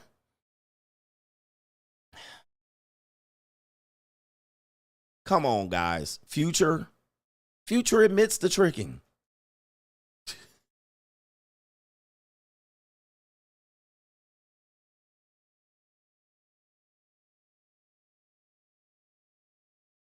Okay, this is Future's first baby mama right here.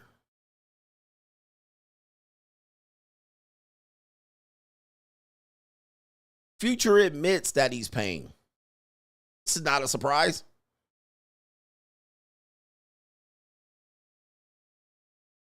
Okay, we got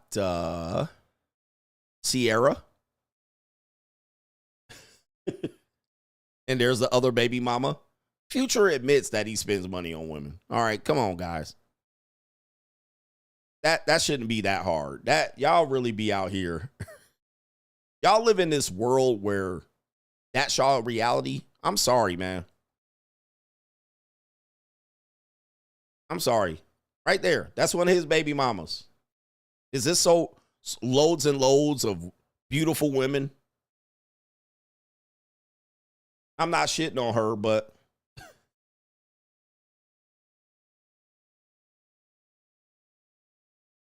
where we at here? Do I have any other of these women here? He getting loads and loads of the most attractive women in the world. Where?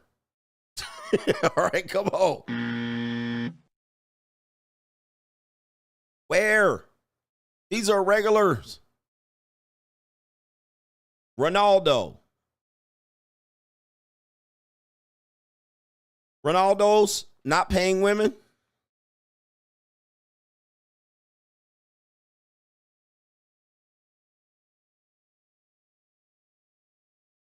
Ronaldo's not paying women.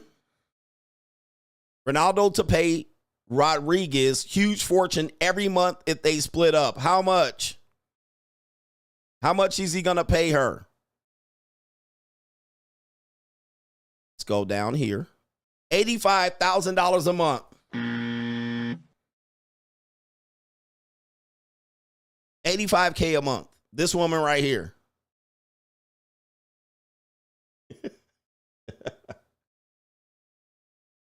Somebody said the future girls were beautiful. Are they loads and loads of beautiful women? Those girls were not knockout gorgeous. They were decent women, right? I mean,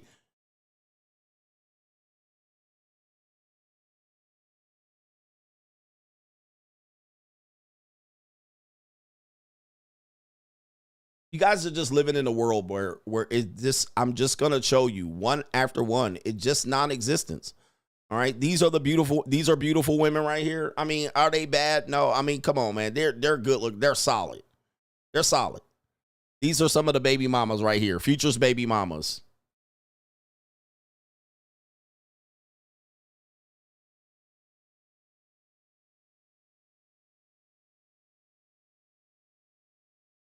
Yeah, and Future has already admitted to be a trick and paying, so that's even a moot point. That's who he paying for right there. All right. And then when you cop the child support, it is what it is. It is what it is. These aren't people that you probably couldn't get to. You can only not get to them is because they're with Future. He says, yes, they are beautiful. All right. Hey, to each their own. These are not women that you can't get to. You will be able to get to them. All right. It's not that hard. They would be average until Future did it. Shout out to our brother here. The Dictator says, I'll give you PTS if Tyler gives it to you for free. All right. Shout out to you. Yeah. If Tyler gives it to for free. My Ninja Vaughn fell victim to that light-skinned chick. Yep. And that's what he's off on. That's what he wants. He wants the light-skinned chick. He wants a light-skinned chick. And so he saw light skin and freckles and went to nothing. But for most people, nah. You know, beauty is in the eye of the beholder. And I got time, man. I got time. I'm trying to figure out where y'all coming up with these outlandish ideas. Right? Maryland guy, my ex-girlfriend begged me to buy her a diamond bracelet one time. She gave me sex later that night. All men pay. Okay. Venmo. We have, it says right here, I'd rather support your show than pay these ungrateful, useless females because I respect what you stand for and the info you provide. Celebrities trick so they don't get me too'd. Exactly. Exactly. Celebrities pay so they don't get me too'd. That's why I said non-disclosure agreement. He says that's not the same.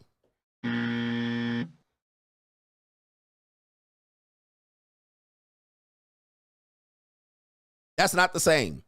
I'm sure you grew up with a guy where getting cat for them was super easy. How many guys are that guy? Completely lost. You're not disproving anything. And how long was he getting it? I knew a guy that was getting pussy left and right in college. Then he knocked one of the girls up and he stopped getting pussy like that. He knocked the girl up and now he's paying. All right, come on. These dudes out here, man, come on, man. He says, you're showing simp athletes. Duke Dennis, okay, Lil TJ, 6'8" the Great, French Montana, Trey Songz, and more are not paying. Paying for discretion isn't paying for cat. It's paying for discretion. Okay, all right, so do me a favor, man. That was your last chat. I gave you a chance. And you're off on this one. You're wrong. All right? You're wrong. You're dead ass wrong. All right? You're dead ass wrong. By the way, Trey Songz has been sued by 7 women plus running. 6'8" the Great, you don't know what the fuck he's doing, but I caught him out here with hookers. I caught him out on a video with a hooker, and he was running game. You don't know what the fuck he's got. You don't know what they're doing. You have no clue. You have no clue. I caught him in one of his videos with a hooker. I'm not saying he pays for hookers, but he put a hooker as one of the videos. You don't know what the fuck he's doing. You're assuming. You're assuming. Trey Songz that got sued by 7 different women already. Okay? I don't know who Little TJ is. French Montana. Okay? I have no clue. Duke Dennis. All right, you're laming, guys. Y'all watching Usher pays. Y'all watching the internet way too much, bruh. Do not believe this shit. Behind the scenes, they live a different world.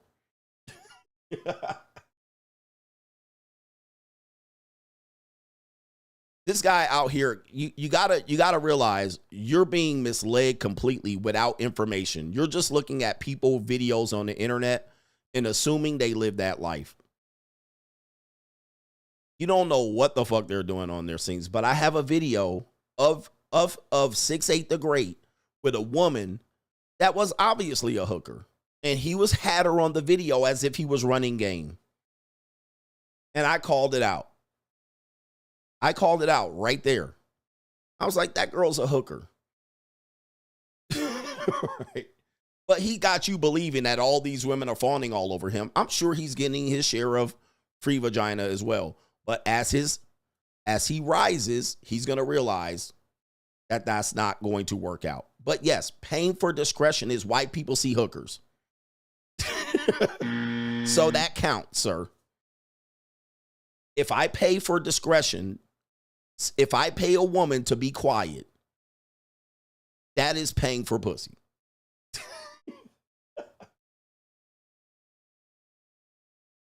That is hard. That ain't too hard to figure out.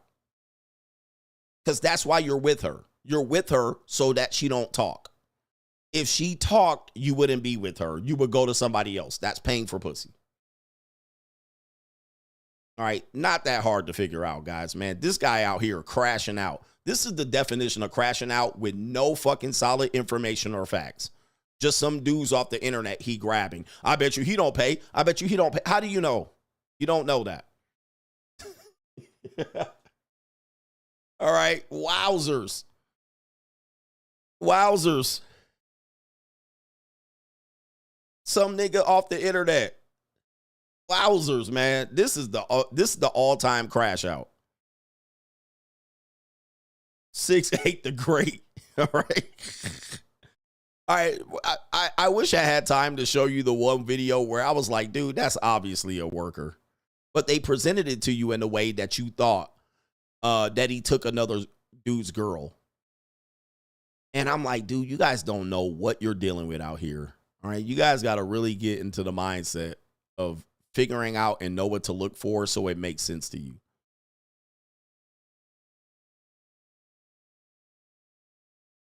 Okay, let me see if I can find it. And then the next thing y'all gonna find out is some of these women are in the video and he might have paid them to be in the video. Okay, here it is right here. Here it is right here. This your boy right here. So we got him up. This is one video. This is 6'8" the Great. Yeah, even Drake pays. Come on, brothers. All right, here we go right here. This is 6'8" the Great. You see him right here. This is a video. Okay, first of all, that could be completely staged, but let's look at it. Oh, we don't have the volume. All right, we don't have the volume. Here we go right here. And no shade to 6'8" the Great here. Here we go. Breaking my heart. All right, so there's music there. You see that? That's a working girl, sir. It's either stage or a working girl. All right, right there. You know who that is? That's his pimp. That's her pimp. That's pimping. That's pimping. That's not a girl looking at him like, okay, I'm going to leave my girl. I'm going to leave my guy to be with him. That's pimping right there.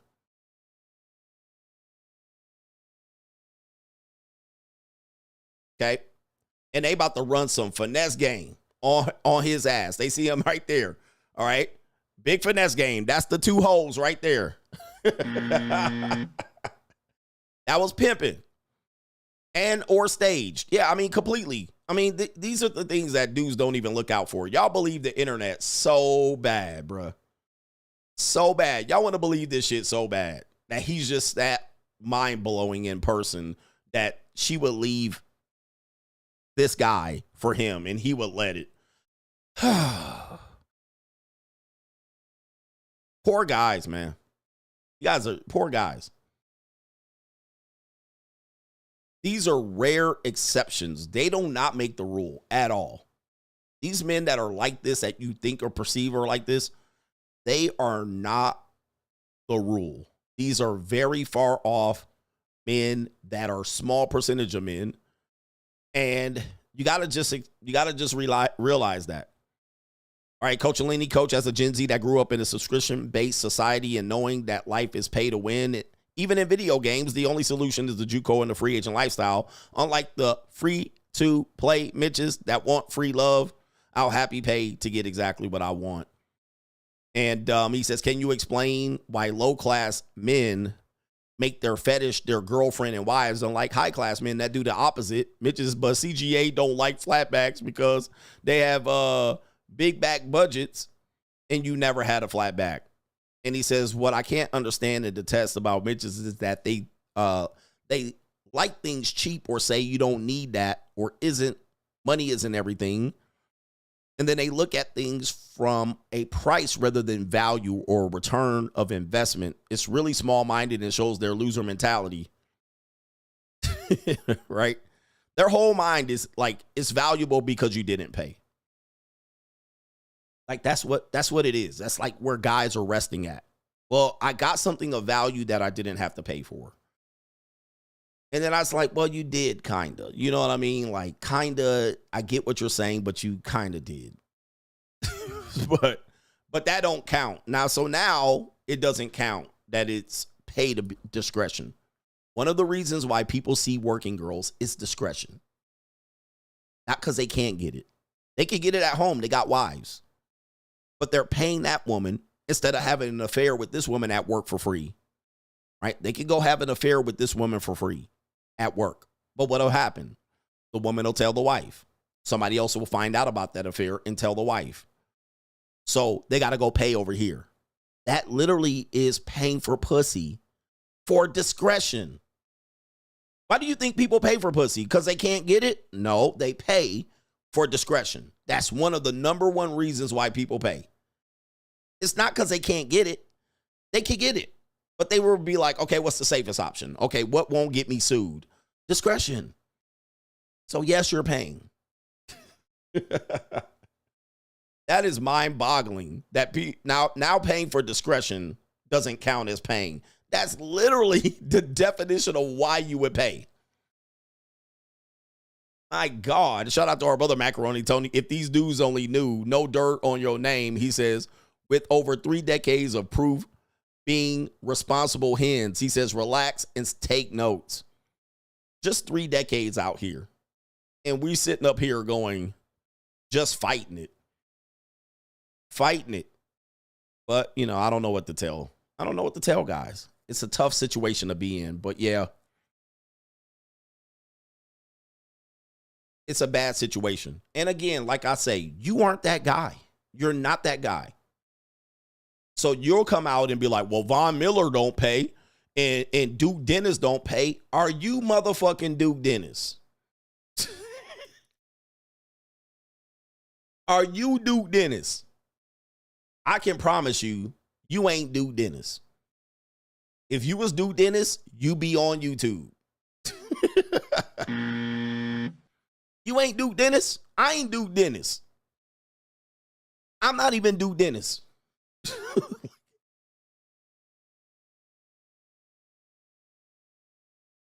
So how the fuck am I running up here trying to prove, well, if Duke Dennis ain't paying, I ain't paying? Oh, yes. Well, listen, I don't know what the hell he doing, but I ain't fucking Duke Dennis. All right. And neither are you. Like, these ninjas are. Y'all sit up here all day long worrying about the 5 niggas meat that ain't paying so you can go out here and repeat what Duke Dennis. Why y'all watching everybody's meat like this? Why y'all watching everybody meet? Let me see here.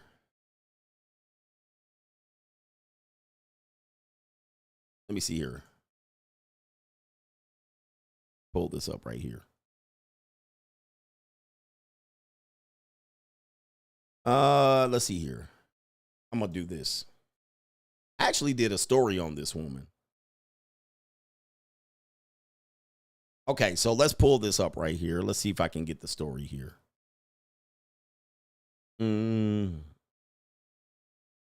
Okay, so here we go right here, if I got it right. So we got, all right, so we got somebody. I'm trying to get a Gen Z guy. I'm trying to get a Gen Z guy right here. All right, so Anna Montana. Anna Montana. Let's find Anna Montana. Okay, here we go right here. Anna Montana is the girlfriend of LaMelo Ball. Is he paying for her or no? Is he getting this for free?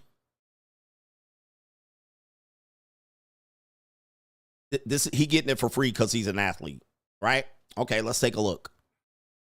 What is Anna Montana's dating history? Oh, August Alsina, Skate Malala, whoever that is, 2 soccer players in this nigga. I can almost guarantee, my G. I can almost guarantee that ain't free, bruh. That's running him a gang, a grip of money. That ain't free. If you think she's with him because this nigga can dunk and step back in 3 and she ain't getting something from it, you out of your damn mind. That's a package, bruh. He taking care of all of it.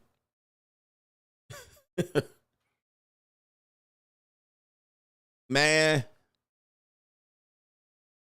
Yeah, soccer players. She probably don't even like soccer. Football. Kareem Benzema, Axel Witsel. Sounds you know who-ish.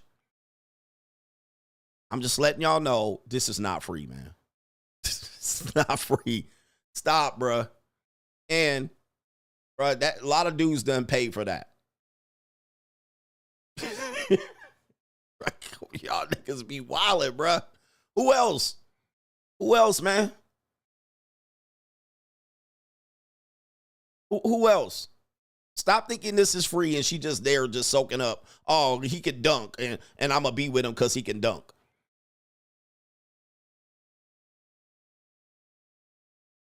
Where we at here? Pull this up. Well, it looks like, okay, that's the wrong one.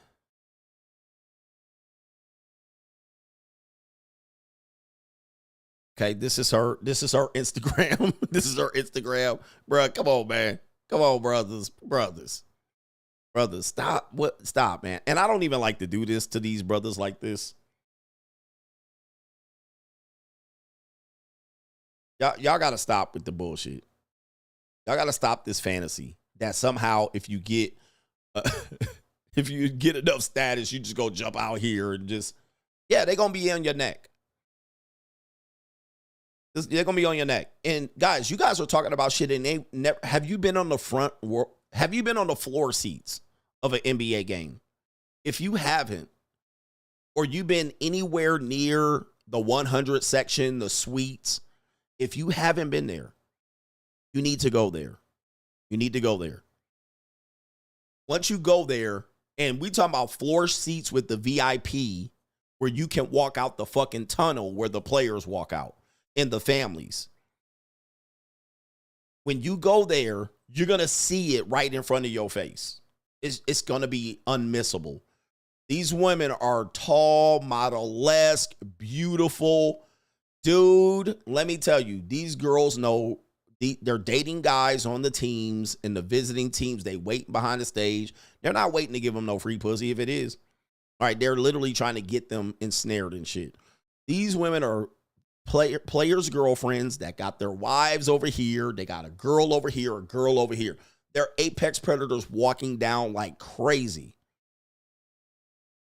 Okay? Model-esque women baddies. You down on the floor and they walking high heels, chopped to death, pedicures, manicures. You think they just there like, can I fuck an NBA player for free?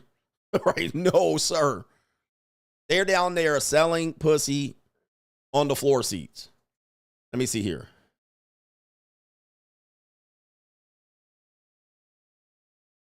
All right. And you ain't going to see it.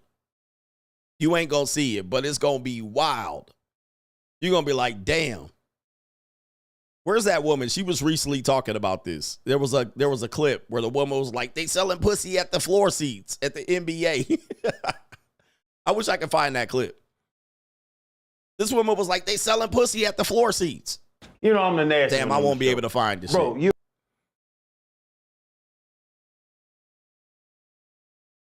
You just got to go see it for yourself. Damn, I can't find the clip. It was, oh, here it is. Here it is right here. I don't go to basketball. Let me tell you, I've been to a few games because it don't turn it. That's where they sell at.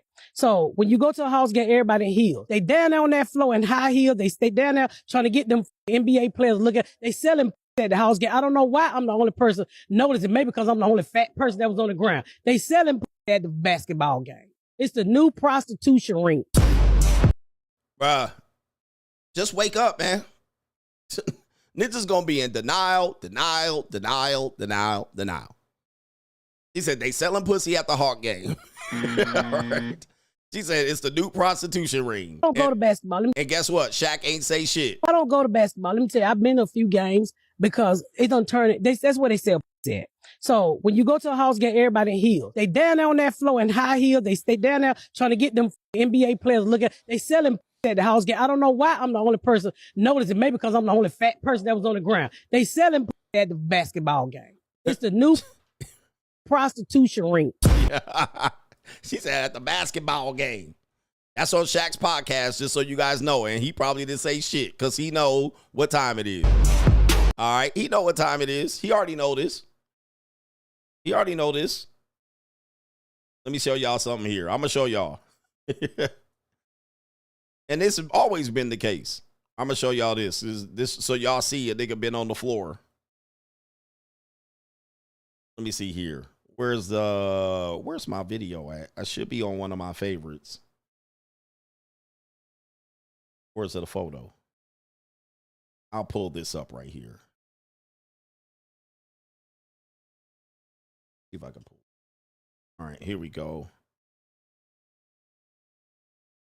Pull it up. All right, right here. Just so y'all can see. So I ain't no rookie out here. Look, that's me on the floor seats. That's me right there on the floor. VIP. Right there. I've seen it right there with my own eyes. Like, fuck's going on out here? Matter of fact, I knew one of the girls. And let me tell you, she get major paid by an NFL player and an NBA player. Millions of dollars. And she was there. I knew her since she was in 5th grade. I saw her. I know the story. You guys know who I'm talking about. Right here. So I was like, yo, she right there. And she there just scooping up money. Like this in a motherfucking shovel. In a shovel.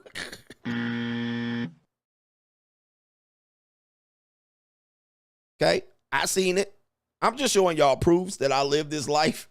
All right, there I am down on the fucking floor. All right, and I can walk all the way around the arena on the floor. That's my access. I can go backstage. I can go get a fucking plate, a prime rib, and come out like this, watching at the game.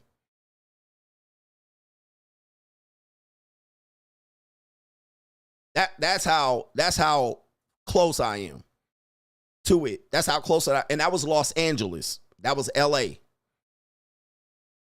That was Los Angeles. So I seen it there, like right there. It is what it is. But people still gonna be in denial and fight it and fight it and fight it, man. It's tough for you, man. Shout out to our brother Big Boss Man says, everybody pays. He says right here, hashtag pimping is simping 2025. I think that's what you meant to say.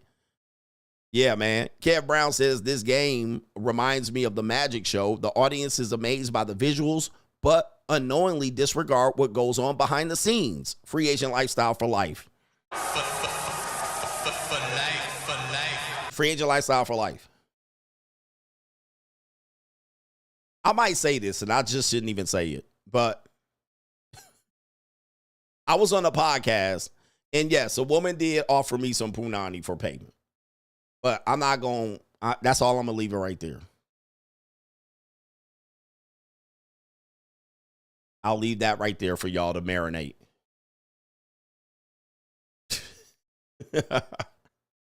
All right. It's punani for sale out here. Now, I know, was somebody else fucking her? I knew somebody else was. And they were in a relationship. All right, so he was paying for that too. He was in a relationship with her. I know she didn't have a lot of money. So he wasn't, somebody had to be paying, okay?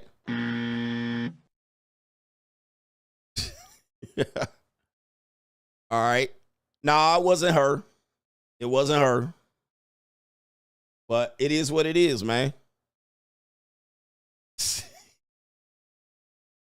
ninjas out here, man. But good show, though. That was a great show. Let me see if I got any more. Here we do.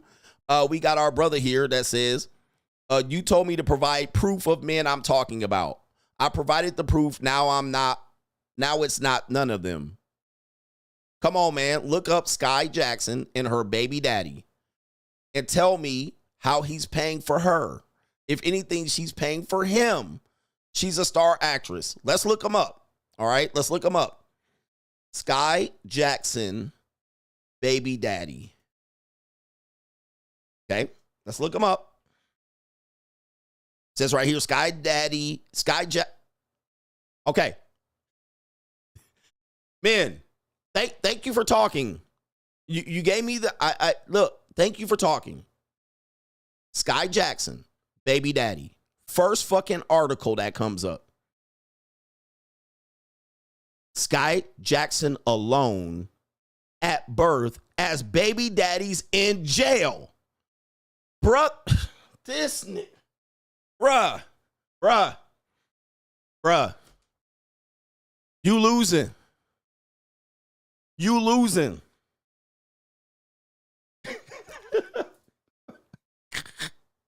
What's wrong with these niggas? Are you the biggest troll ever, bruh? You the biggest troll ever. Is this who you want to be? Is this who you want to be, sir? This who you want to be? She paying him. He's in jail, nigga, while she's birthing a baby.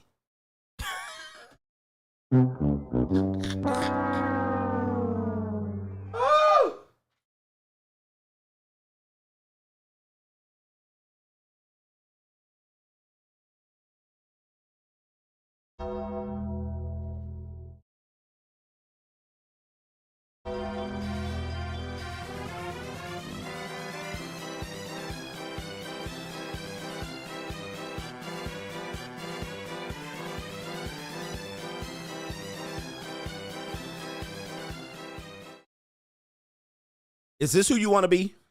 This who you want to be? This is your idol? This is your idol, sir?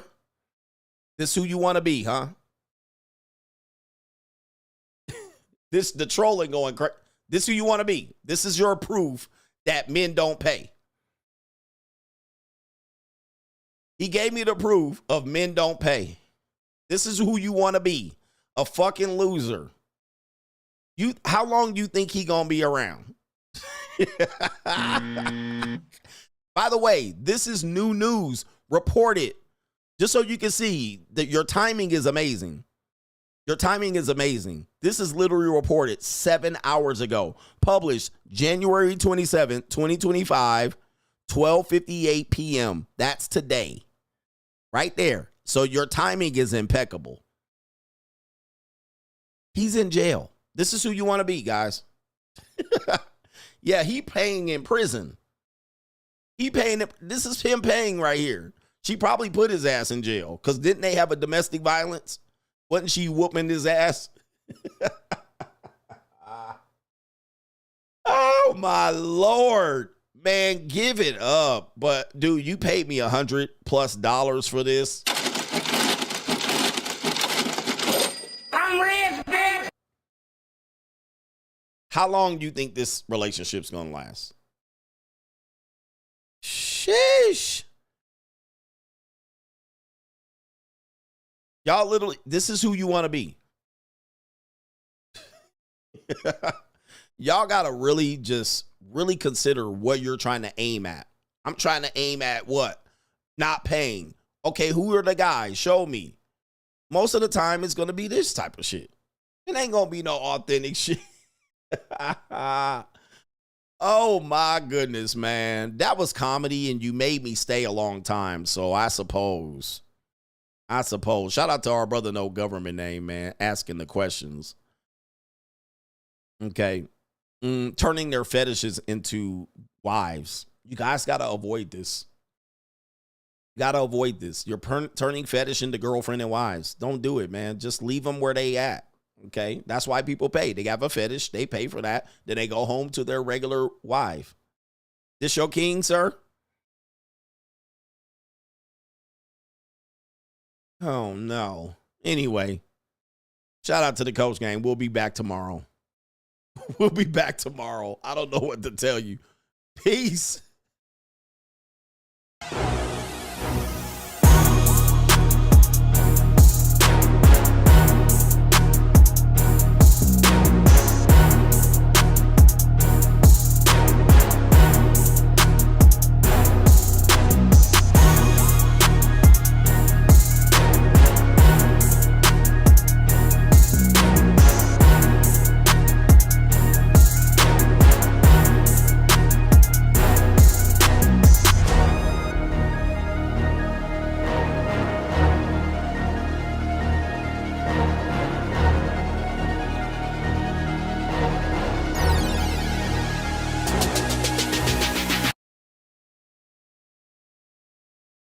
Better boss up, nigga.